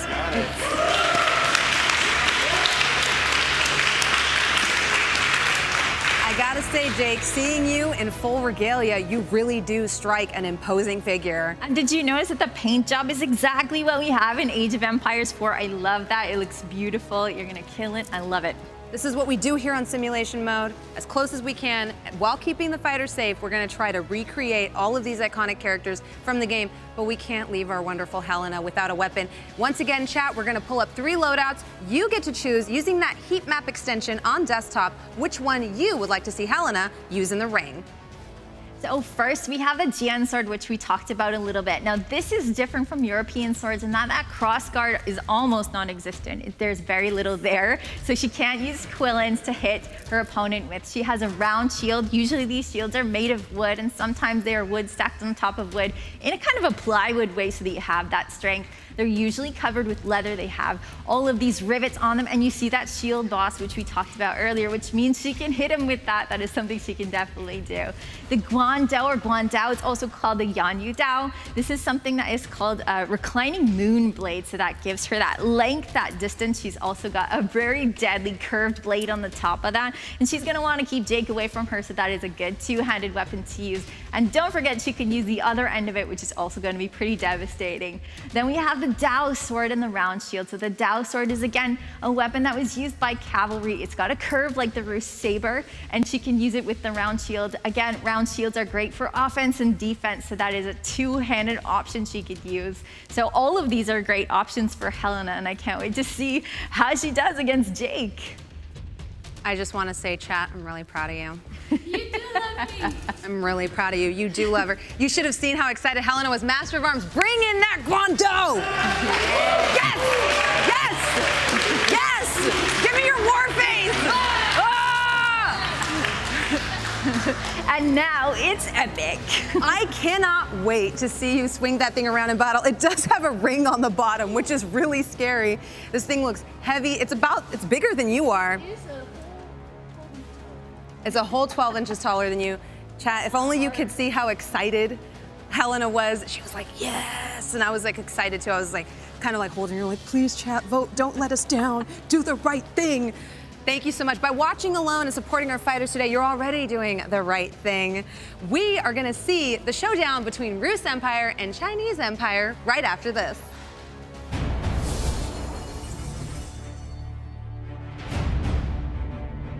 The main purpose of heavy cavalry was to charge straight into the enemy.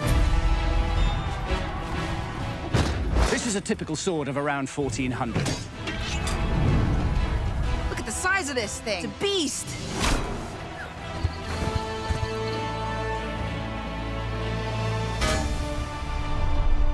He was very lucky it didn't kill him instantly.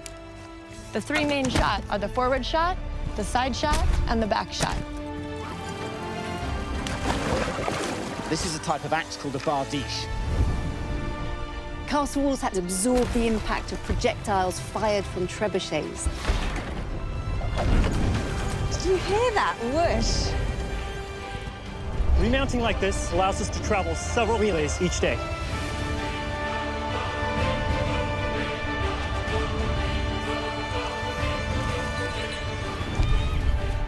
Compared to a bow and arrow, this is far more deadly.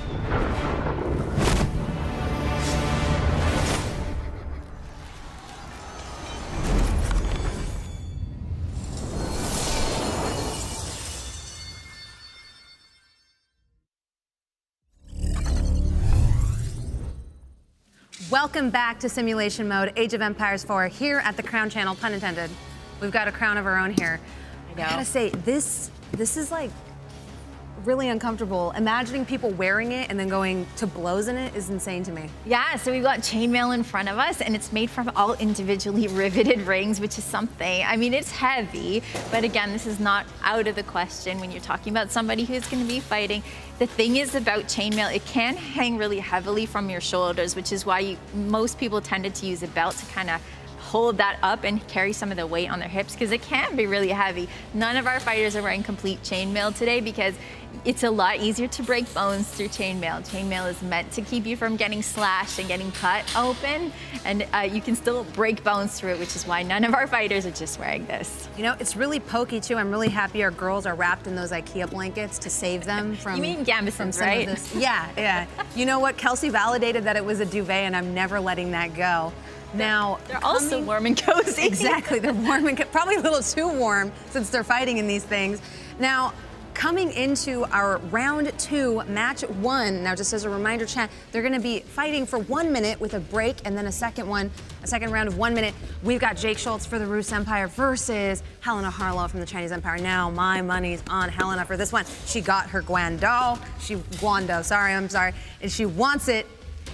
What do you think coming into this, Danielle? Oh man, it could go either way because I mean, look at Jake, he's so intimidating. Right, terrifying. Right? For such a nice guy that we just interviewed who's like an absolute teddy bear, to go from that to this, that's terrifying. I know, he puts this on and he's a completely different person, which I mean is so similar to what it was like when you're actually living back in the day. You'd have your normal life, right? But when it was time to fight, you get suited up and you'd have that 15 minutes that Jay was talking about to get your head in the game. It's a completely different thing from like going from real life to actually fighting. And so that mental effort that you take, a lot of it has to do with how you're being dressed and how you're presenting yourself to the world. So we see this here with Jake. I mean, it's gonna be amazing seeing these two together, especially because they know each other so well. You know, you always see in fantasy that they have these like crazy animal heads and things like that on helmets. Was that part of this intimidation game, and how accurate is that? I mean, you did have some helmets that were shaped in kind of interesting ways. There's one that's called a hound skull because it's kind of pointed. It looks a little bit like a dog head, but really you can't sacrifice your visibility or your breathability. You want to have most of these classic helmet shapes because they're the most efficient when it comes to being able to see and being able to breathe. Well, I hope they can see and breathe. It looks like they're about to get into it. We're gonna go to Brian in the ring. All right. Ready? Fight! And they are off. There you go. They're doing their love taps for sportsmanship and getting right into it. Look, Jake immediately sizing up his opponent, getting in 2 good strikes, but it looks like our Chinese Empire fighter is still using that two-handed to not only deflect blows, but also get in some good hits. It is very heavy, and it looks like some of those misses are costing her dearly. Yes, look at those blocks coming in. Our Chinese warrior is using kind of the circular motion, kind of like she's paddling, because she can use both ends of this weapon to strike. She can use the blade, she can use the end of it, and she can make some really devastating hits with an both. Decisive blow twice there. Kind of getting pushed into the corner almost a little bit, being forced to go on the defensive. Yes, I mean, these are aluminum weapons, but they're still making all sorts of splinters here. She's doing it, she's doing it. The size difference here is really coming into play. We're seeing it. That is the end of the first bout of our round 2 fight. Oh my gosh. I'm worried for my girl out there, Danielle. She's working hard. She's trying to keep that distance using this two-handed weapon. She was doing a very good job of it at the beginning, but Jake found that opening and exploited it relentlessly. That's the thing. So Jake knows she's gonna depend on that reach, and he's not letting her get that reach. He's getting nice and inside, and he's making these strikes to her body because he knows if he waits, she can make some pretty good strikes from either end of that guandao. So yeah, it's a pretty amazing fight. And like I was saying, these are aluminum weapons, but they're still making splinters off of these pole arms. So it's pretty intense fighting that we're seeing here. I mean, like Brian said earlier, the weapons being lighter is just making them swing faster and harder. Yeah. I mean, seeing Helena kind of deflect some of the blows with the two-hander, I was very much reminded of Bloodborne. I'm not gonna lie. There was a moment there where I was like, my girl's fighting for her life out here. She is.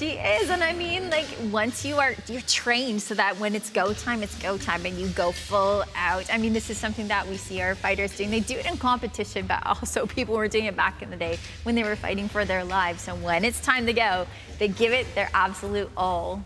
You know, I think my prediction going into this is Helena's a smart fighter. She knows that Jake has a size advantage. Yeah. I think we're gonna see Chinese Empire kind of change up their tactics coming into the second round. I think she learned from that distance being closed and having kind of getting pushed into that corner there. I don't think she's gonna let it happen again. She's got that beautiful technique though, where it's again kind of a circular motion, and this is something that we see from fight books from the Middle Ages, where you want to have a circular motion from up to down, and you want to be devastating all the way, whether it's the top of the weapon or the bottom of it. So she's doing a beautiful job, even if Jake is sometimes getting under her guard. I mean, her technique is fantastic. It looks like our squires were inspecting some of the damage to that kite shield there. Once again, I know you said it was aircraft aluminum, but we're seeing some of those scratches, some of those scuffs. How often did these things have to get repainted back in the day? Oh man, all the time.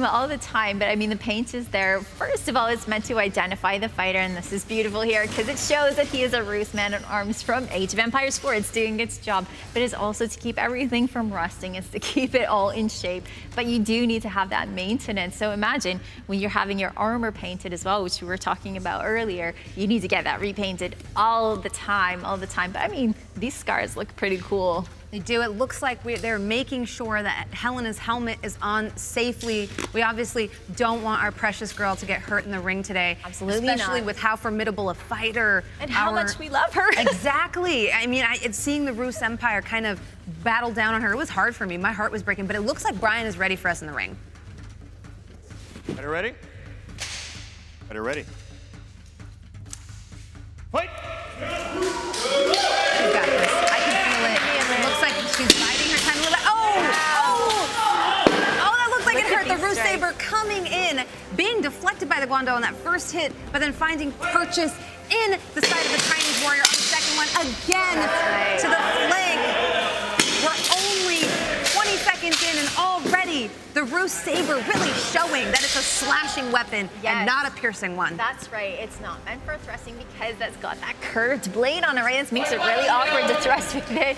You want to slash with it, and that's what he's doing. And you have so much speed on it. He's able to get right over top and hit that deflection. Yes. That is that parry, that frame perfect parry. Come on, Helena! Yes. 15 seconds. Look at this go.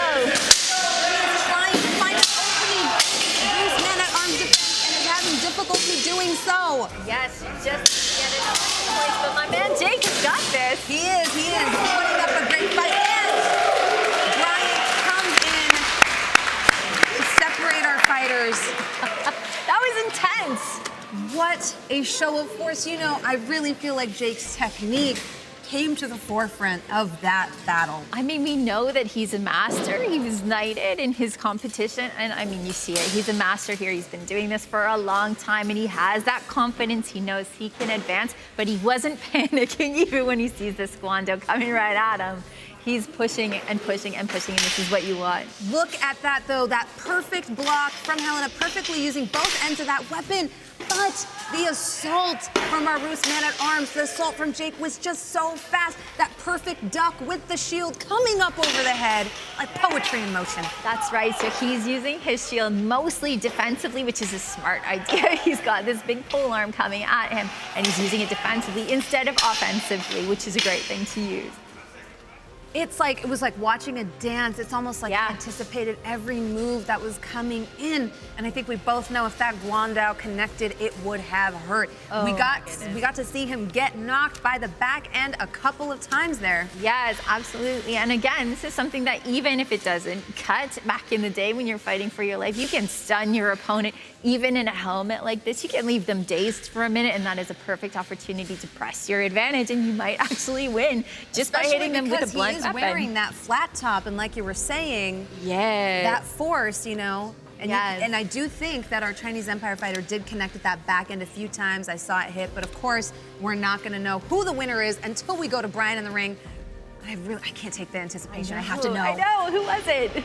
Brian, please, we have to know. Tell us.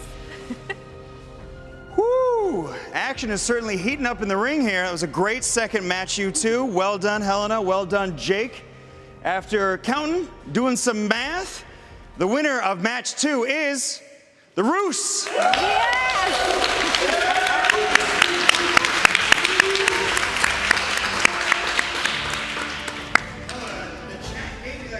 How do you feel? You still glad that happened? Of course. I am so glad that y'all gave me that. I've been training a lot with pole arms. And fun fact, Jake just taught me that high block yesterday. So I'm really glad I got to implement that today. It was amazing. We're definitely going to need to get a shot later of that shield. That paint job is no longer pristine. I know Danielle and the rest of us were very excited about that. It might need a new paint job after this. I mean, was that your main kind of goal, is to target the shield, make his arm tired, drop his guard? I mean, he's not usually a fighter that fights with a shield. He's clearly amazing at it, but I was like, yeah, I'm just going to make your arm tired and I'm going to hit you in the head. It almost worked. I mean, I don't think we even need to check the replay. You hit him in the head a lot. Yeah. Well said. Jake, you've done it. You've defeated China as the Rus Empire. You know, how are you feeling?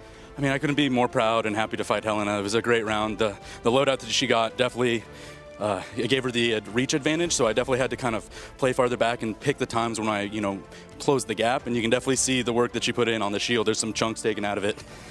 I definitely saw that there was times where you guys were backing up and really choosing your targets. I know you were talking about it before. Was that part of your strategy from the get-go, or did you adapt into that? Yeah, usually I try to kind of set the pacing myself when I take in a more dual situation like this. But with the longer weapon and the fact that it would hit harder than, you know, the weapon I had, I was trying to time it so when she would come in with a hit, and I could block with a shield, and then in the time it took her to recover the longer weapon, I would jump in and try to get some points. Very smart, very smart. Now, are you excited to be going to the finals to represent the Rus now against England? Are you worried about William Marshall? Definitely worried, but I'm definitely going to bring my A game. We're very excited to see that. All right, guys, go ahead, take a well-earned break. We'll see you soon, Jake. Danielle, Jasmine, back to you. Oh my gosh, this is such a heartwarming battle, seeing a former squire take on their knight, now a knight herself. Yeah, and this time I told you my man was gonna take it, and he did. Well done, Jake. I mean, I don't want to say that I'm not disappointed in seeing Helena lose, but to lose to Jake, I mean, that is no dishonor at all.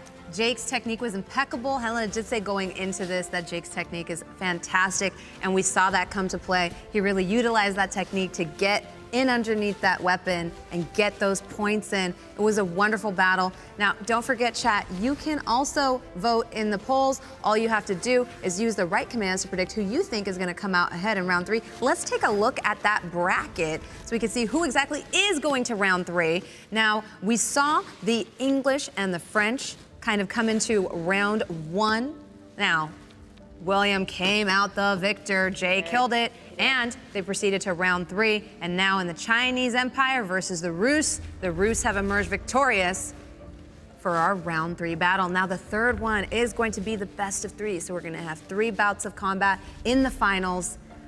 It's gonna be epic. I can't wait. I think everyone at home is thinking the same thing. Like, these two fighters are gonna be amazing to see together. It's not something that we saw in history, but we get to see it today. We're kind of seeing almost a little bit of shield supremacy coming out today. I mean, shields are so good. Sometimes they are something that, you know, you might think are not all that important. They might be heavy, but I mean, you can use them offensively, you can use them defensively, like we saw Jake doing a lot of. They can be so useful, and maybe that might be something that people will think about when they're picking the loadouts for the finals. Definitely. I think endurance is going to be something that comes into play. It's kind of been the name of the game as we've been coming through this, talking about just the sheer fatigue of wearing these things. Yeah. Now, what would it have been like for an actual knight back in the day to march miles with this stuff? Yeah, well, I mean, you wouldn't usually do the march with your gear on because this is way too much weight for that kind of a walk. Right.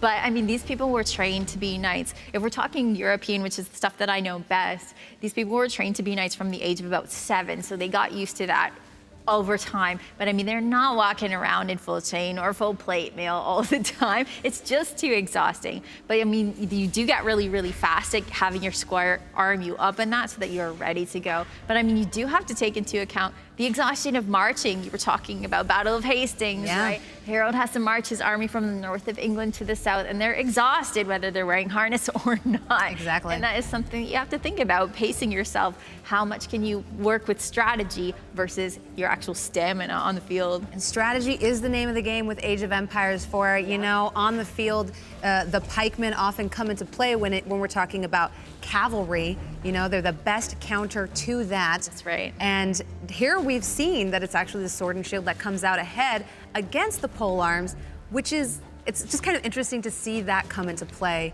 even in real life. I mean, these are weapons, sword and shield are things that, you know, you have to have a lot of skill to use. The polearms are something that people can pick up and use whether they haven't had a lot of experience or not. And sometimes this is, you know, your army is made up of peasants who have used axes and stuff before, but they haven't used sword and shield before. They're like the great value armor. They're the ones that can use those, and they can use them well. But I mean, a knight or an imperial arms guard, for example, these are people that have been training with these weapons for a really long time. So you can see how well they can use them. You know, I personally cannot wait to see the final round. My money is on the Russe Empire. Is it? I know that Jay has that twirly move. The twirly-loo. That's right. That dude moves like a ballerina. He's like little twinkle toes out there. He's got like 70 pounds of plate armor on. I think it's the Twizzly spin, right? It's the Twizzly spin. Yeah. I mean, I'm gonna go for William Marshall. He's somebody that I've read about for a really long time and is somebody who really studies the 100 Years' War. I mean, it feels good to put your money on England. I mean, William Marshall wasn't part of that. Does it really feel good to put your money on England? It does when it's William Marshall. All right, fair enough. Fair enough. William Marshall is a pretty cool dude. What? And I feel like Jay is bringing him to life perfectly in the ring. When we come back for the final round, we'll be chatting with our contestants. And of course, chat, you get to help them decide which weapons they'll be using when we come right back.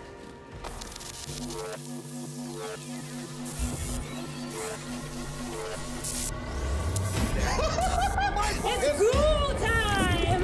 Every my channel. That's crazy! Let the clicking begin!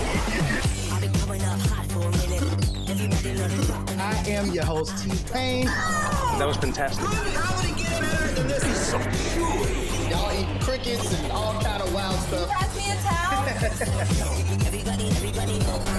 This is outstanding. It's thrilling. That's what we do. Oh, I don't have a gun. Bro, I'm running on Mike Tyson on these zombies. This is the first time this has ever been done. And get this, no calories.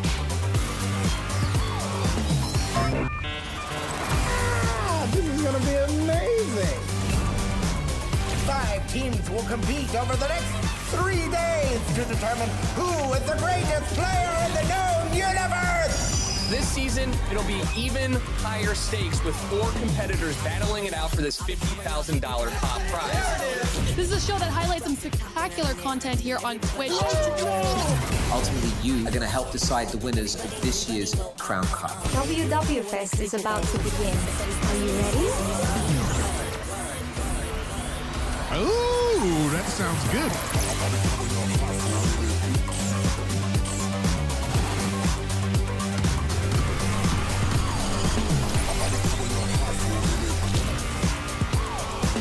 I've been coming up hot for a minute.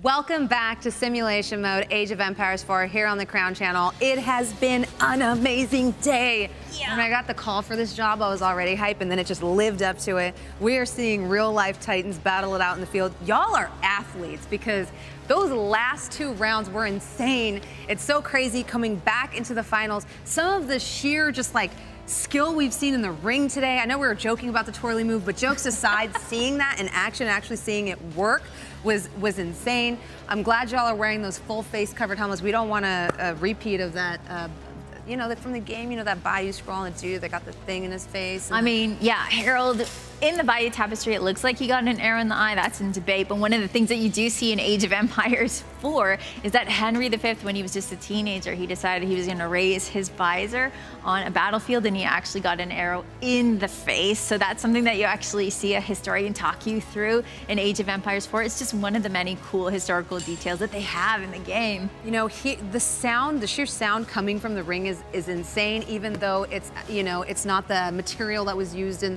the swords of the time.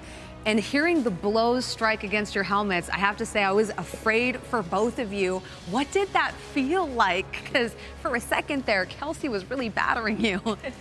That's a good point. You know, we actually wear a padded coif. This saves me from that ringing that would otherwise happen.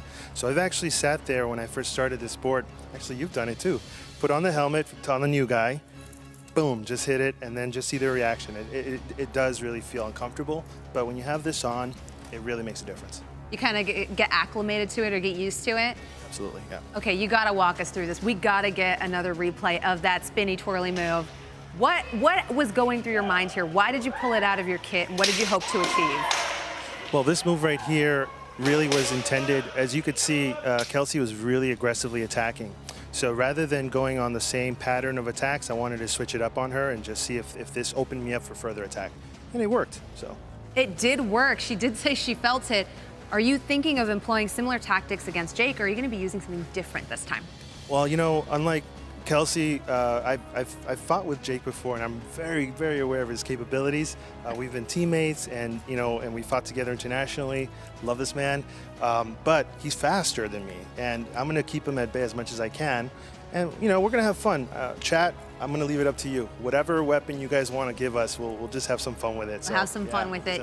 We are having a lot of fun here today. Seeing you guys, the sportsmanship, the camaraderie, the love for the sport has been just phenomenal.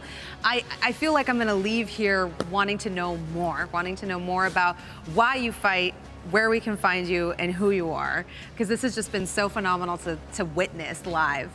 Absolutely. We could speak about the two major organizations. For example, in the U.S., I'm the regional commander for the Southwest for Armored Combat Sports. And our goal is for men's and women's teams in the country to really grow. We want to grow the community here in the U.S. as much as we can, and then start branching out again into more tournaments. But that's really our goal right now. Grow the community within the U.S., get more folks in this armor, experience it, and go from there. Well, I got to know, Jake, who do you fight for, and what is your league that you kind of play in? So I fight on a team called Ordo Draconis. We're based in Orange County, mostly San Diego, but a few of us, fight from all over, especially the West Coast particularly. We fight in a league called Historic Medieval Battles, or HMB. The organization in the U.S. is called HMB USA, and yeah. Super excited. We've got some footage of you two. Don't worry, we've got some great glory shots. Look at that. I have to ask, what was your approach with the Guando, and what was the goal here? I feel like you were trying to get in around it and get in some blows there, but walk us through it. Well, I realized with, just the differences in our weapons, I was going to be able to get more strikes in within that minute than she was with the larger weapon, but her weapon would definitely have the reach on me and could hit me harder. So I was just trying to time everything and just make the moments where she was recovering from her attacks really count when I could. Yeah, it kind of is it's kind of ironic because, Helena was talking about Bloodborne, but you do see that with these big two-handed weapons in video games. If you swing and you miss, you are completely open to be attacked by whatever you're fighting. And it was kind of weird to see that in real life. I was joking at the desk that you were kind of like one of the bosses from the game because you punished her for every missed hit. Every single time that glaive hit the floor, you were right there flanking her. Yeah, you just kind of got to pick your moments of opportunity when you're fighting at all times, and yeah.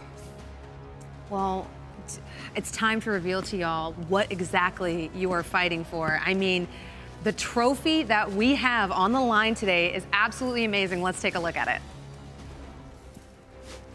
Yes, it's true. You will be taking home the simulation mode Shield of Glory, of Honor. It's absolutely beautiful. It has that great boss you were talking about, Danielle. Yeah, I mean, it's a black boss here, so it's got that beautiful kind of styling look to it. It's got our simulation mode axes on it, which I think is great. And it's a kite shield, which is that classic shield that you always see in medieval stuff. So I think it is the perfect trophy for people who are fighting so hard and so well today. And from my understanding, the shield is completely functional. So we could see Jay do some great work with that because we've already seen you kind of met out the pain with the kite shield. That thing's beautiful, absolutely. It fits everything I would do with it, 100%. And I'm sure both of you really want it. I want it. Don't you want it? I mean, I feel like it would just be too heavy for me. I liked Kelsey's loadout. I feel like I'm a sword and dagger kind of gal, I'm not gonna fight fair. That's why I'm not in the competition. But speaking of weapons, we've got to outfit our fighters for this final round. And chat, that's in your hands. First up, you get to choose the loadout for our English Empire fighter, William Marshall himself. So for most of this, we've been talking about medieval weapons, and for some of this, we're going to be talking about weapons that are a little bit anachronistic for the time and place that we've been talking about so far. So for William Marshall, we have the double axe as our first option. So we have a long axe and we have a short axe, and both of these are great options because you have that length. He can keep Jake away from him as much as possible, and if he gets Jake within his range, he could use that shorter axe in his offhand. So that is a beautiful option for him to use a double axe. We also have a scimitar, which is something William Marshall will have never used himself. Perhaps when he was on crusade, he picked one up, but usually wouldn't be using it. This is a weapon that's usually used in the Middle East. but it is a one-edged You know, I'm rooting weapon. for the scimitar, Danielle. I would love to see that cultural remix. You know, I come from the land of shamshirs, scimitars, and thalwars, and I want to see what our fighter Jay can do with that in his hands. Right, and we saw Jake using a curved weapon so beautifully last time. We'll see how Jay does with it if he gets picked. The scimitar, and he's also got that shield. It's embossed, it's metal, and that's a good option for him as well. Fortunately, chat disagrees with me. It's okay, chat. And, you know, we're not always going to see eye to eye. I still love you. Our Master of Arms is going to go ahead and bring in the 2 axes.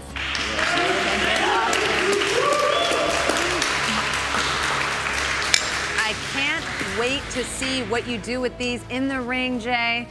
I mean, do you think these, is this the loadout you were hoping for?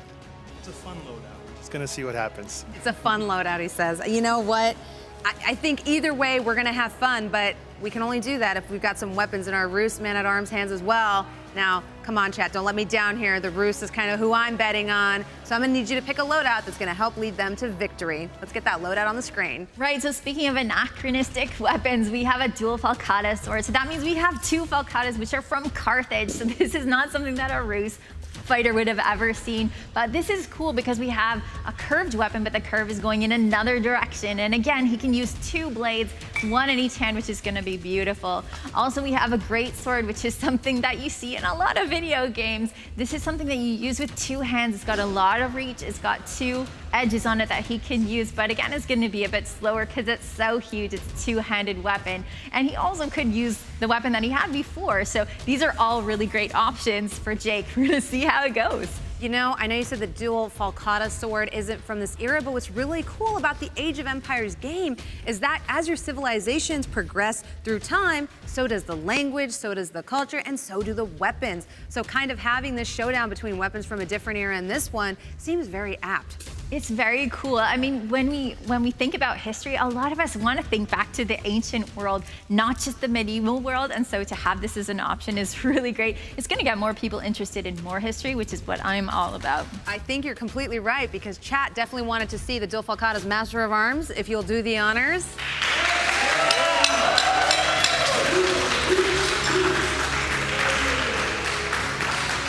This is gonna be one for the books. You know I'm excited. Yeah, I'm a fan of rogues. I like fighters that are light, that dual wield. So to have a double dual wield battle is just kind of a dream of mine. I cannot wait for us to go into this final round. How are you feeling, Brian? I am feeling ecstatic. As far as me being in the ring, these are shorter ranged weapons, so I'm gonna have a little more room to move about.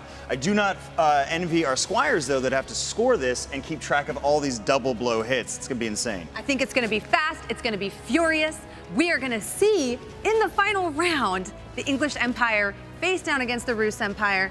I need you to kick the English out. Somebody's gotta beat the English. You gotta do it for the culture. No, we're gonna my get man's into got it. this. He's got this. We're gonna get into it when we get right back.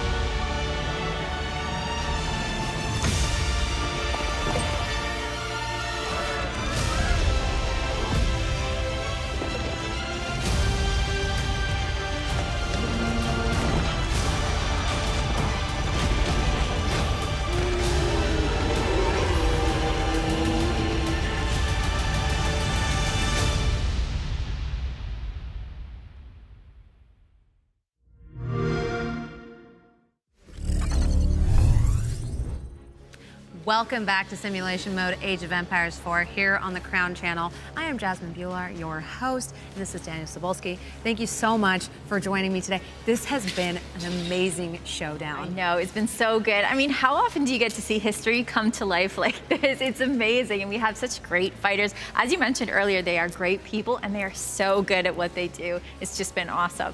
I feel like there's a lot of drama going into this too, like in a good way though. You know, the narrative designer in me is so excited to see these two friends, these two teammates kind of go toe-to-toe in the ring together. We've got Jay for the English Empire portraying William Marshall against Jake for the Russe Empire, portraying a man-at-arms. Now, Jake's got his preferred weapon is a two-handed axe, but what he has been armed with from the chat is the dual falcata versus the two-hand axes for Jay. I mean, how do you think this is gonna play out? I have to say, the axes just seem more dangerous to me, but I feel like Jake can do it. If anyone can do it, Jake can do it, but these axes are absolutely dangerous. I mean, William Marshall, so in the form of Jay today, he's gonna have that reach with that one axe so that Jake is gonna have to get in really, really close to use his swords, and that is a dangerous place to be when you are up against somebody with such skill. We also know something you mentioned earlier is that Jake's got that flat top helmet, and we saw from Jay earlier, he likes to do a lot of strikes that come over the top, that come overhead, and so, I mean, I don't wanna be Jake if any of those strikes land on his helmet. It's really gonna ring his bell. Yeah, that flat top helmet, you almost wish he had something more conical in this case, because as we've seen before, our fighter from the English Empire, Jay, does make use of his height. And that's kind of what you have to do. You have to make use of every advantage you have here. Jay did tell us that Jake was the faster fighter. And with those dual falcatas, that might come into play because, once again, chat, this is a game of points. Yes. So if he gets in there and he manages to land a flurry of blows, he might come ahead in the points game. He just has to withstand that onslaught from our English Empire fighter. It's so exciting to see because we saw both of these guys using shields earlier, and so that's a completely different style of fighting, and now they each have a bladed weapon in both hands. It's gonna be so dangerous, and they're so fast, it's gonna be a flurry of blows to the bodies of both of them. It's gonna be amazing, and even if it's a bit ahistorical, I mean, this is what fun like this is all about. You get to experiment and try new things, which I think is one of the great things that Age of Empires 4 allows. Exactly. Now, because this is the finals round, each of our fighters is going to be going into bouts of 1 minute each with a rest in between. Since this is 3, you know, kind of bouts of battle instead of 2 like we've had in the last 2 rounds, I think the loss of the shield might actually come out ahead because, like they said, holding that thing up does get a bit tiring. Yeah, you're holding it at such a strange angle, and it's much more comfortable to have a blade in both hands, and we're gonna see this happening in just a second. I cannot wait. You know, and once again, kids, if you happen to have an aircraft-grade aluminum sword at home, do not swing it at your brother. I think they're just about ready. All right, Brian? Remember, we got 3 one-minute rounds. Fighter ready? Fighter ready. Fight! This is gonna be one for the ages, Jasmine. I can't wait to see it. I can't wait to see it too. Oh, and the field of aggression coming out of both of them. The block with the dual falcata coming up the way it did to block those 2 axes. We are seeing Jake's mastery. We are only 20 seconds in. The way he is using these 2 swords to keep that axe at bay is impressive. Then opening up and getting into himself. They're using every moment to get as many blows in as they can, and sometimes you lose a bit of finesse when you're doing this, but that is perfectly normal in combat. Sometimes finesse goes out the window and you're just trying to get as many strikes as you can. Here we're seeing that the English Empire fighter Jay is just kind of controlling Jake's movement, using the beard of that axe completely relentlessly, but Jake is not giving in. He is getting in there. He is getting his hits in. Yes, absolutely. It's been such an exciting round. What a fantastic fight.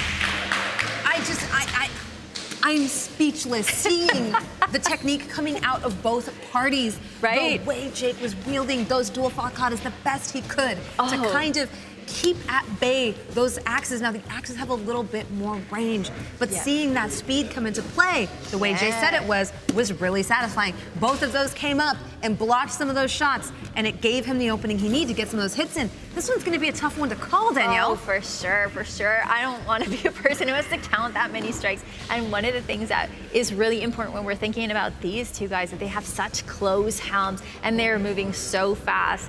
And when you're working this hard, it's hard hard to breathe. I mean, we do have those holes in the helmet called breaths, and they are just like the kind that you have in a pet carrier, right? To let your pet breathe is exactly the same way. But you get so tired and so hot, and it's so hard to catch your breath in these things. It is a factor when you're fighting, and when you see these two, they have such closed helms. It's something that really is gonna make a difference, especially in 3 rounds. You know, I was looking at the featured chat. Chat, I'm just as speechless as you are. There's so many, that flurry of blows, it was so impossible to tell. I do not envy our judges who are standing off camera with clickers, keeping track of how many points have been scored by both of these warriors. The speed at which they were assaulting each other was just so, it's so impossible to tell.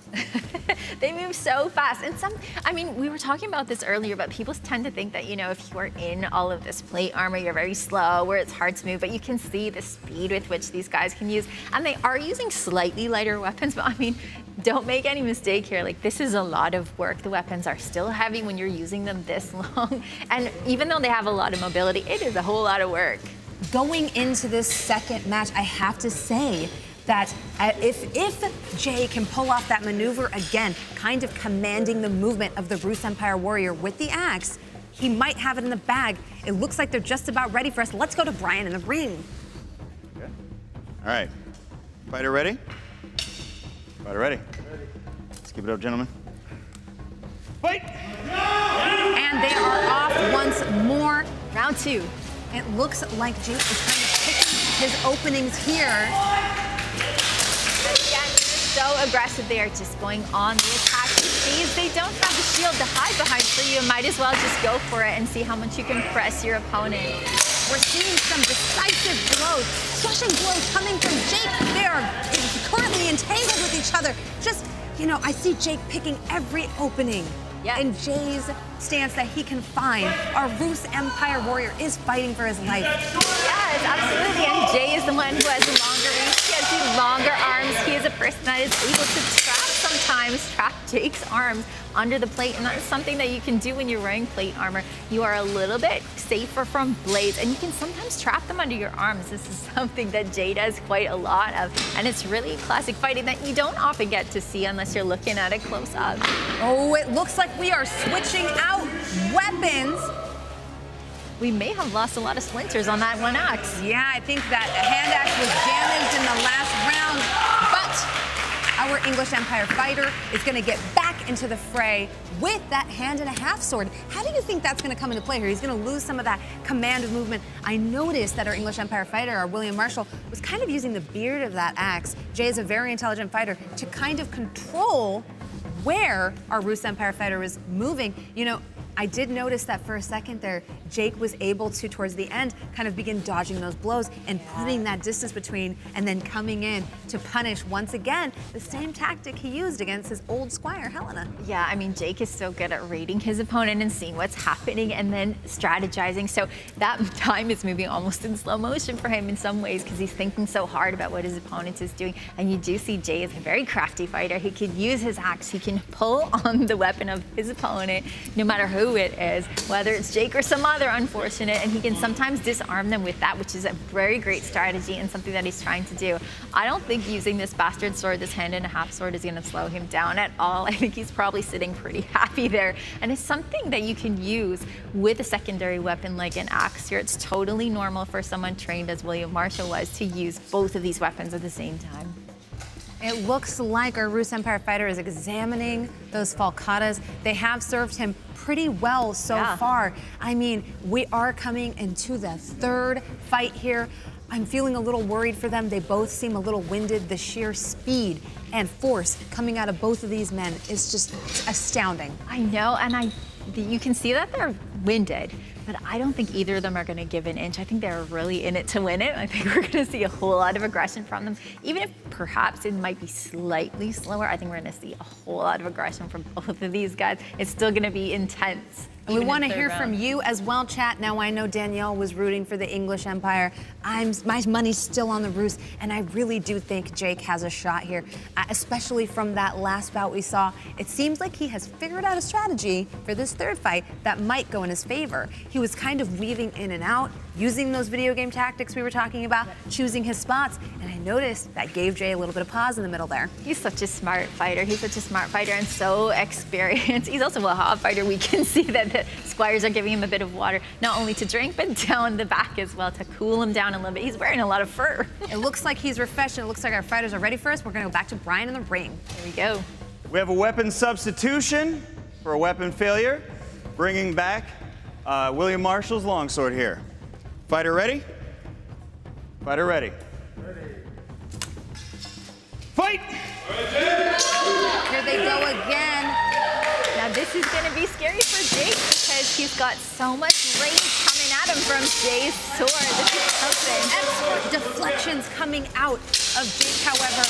He is using these falcatas to not just defend himself, but to push him aside, get in there, and get the points. I mean, Jake is being so aggressive here. We actually had to stop the fight because he's pushed Jay all the way back against the barrier, and that's something we can't have here for safety. Brian is resetting, looking with the speed at which those falcatas are coming up, stopping that bastard sword from landing.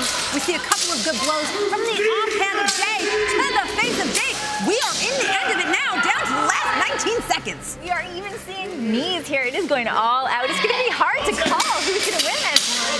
He is getting in there. Our fighters look tired. We are seeing just a desperate bid to get points here with those dual falcatas. Our Rus Empire warrior is putting in the work. He wants it, and it shows.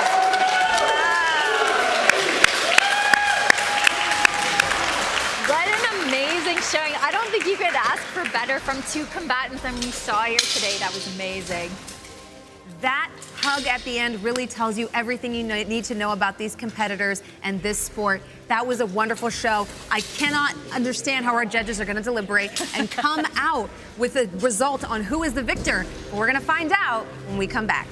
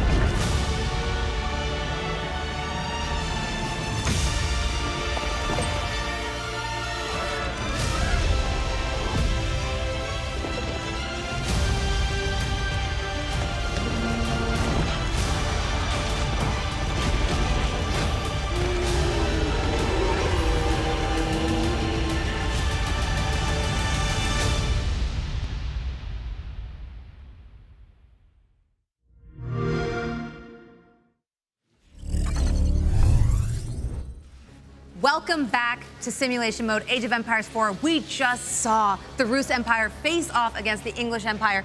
It was a battle for the ages. They both were getting in all of the points towards the end there. It was a desperate bid at the end. Look at the ferocity with which our Rus Empire fighter, Jake, came forward, flurry of blows, into the double falcata lock. It's impossible to score this one. It was stunning. It was just an absolutely amazing fight. You can see how aggressive these guys were, and they really just left it all out there in the ring. I mean, this was an amazing fight for all of us. And not only them, but us. Like our judges are actually done with their deliberations. I have to know, I'm sitting on the edge of my seat in anticipation. Brian, lay it out for us. Wow. What a final bout. You both should be so proud. That was a lot of great technique. That knee was a little low, I think, but you know, we'll talk about that later. All right, guys, it was a really close call. There was so many flurry of blows, but in the end, the numbers do not lie.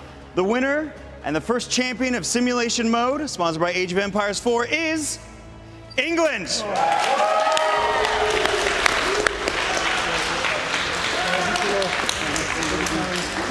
This is for you.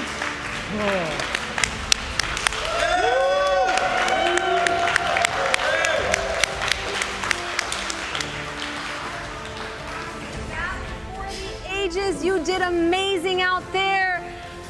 I can see the sweat, I can see the blood, I can see the tears. How do you feel in this moment? Well, when I told chat that I'd let them choose the weapons, that was a bad idea. They gave you such fast weapons. Oh my God. It's been so much fun. I appreciate the honor. Thank you, guys. Our very first champion here at Simulation Mode. I cannot believe my eyes. Seeing you adjust your strategy, bringing up those falcatas as a defense weapon. I have to ask, what was going through your head towards the end there when we saw that last flurry of blows? I was just trying to survive the match at the end there. It was kind of really exhausting, just how light and dual wielding like that. We were just able to swing way more than we were normally can in about a minute. Absolutely fantastic. I mean, how do you feel the former night, or the night you formerly squired for, taking it, or like losing, and Jay taking it home? Do you have any feelings on all of this? Technically, I used to squire for both of them, so I win out So of it's a win-win for you. There was no losing for you in this situation. Oh my God, and thank you so much as well, Kelsey. You really laid it all out on the field. Thank you so much, it was a pleasure. And thank you to all of our combatants. You've given me so much respect for the sport, and I'm sure our chat as well.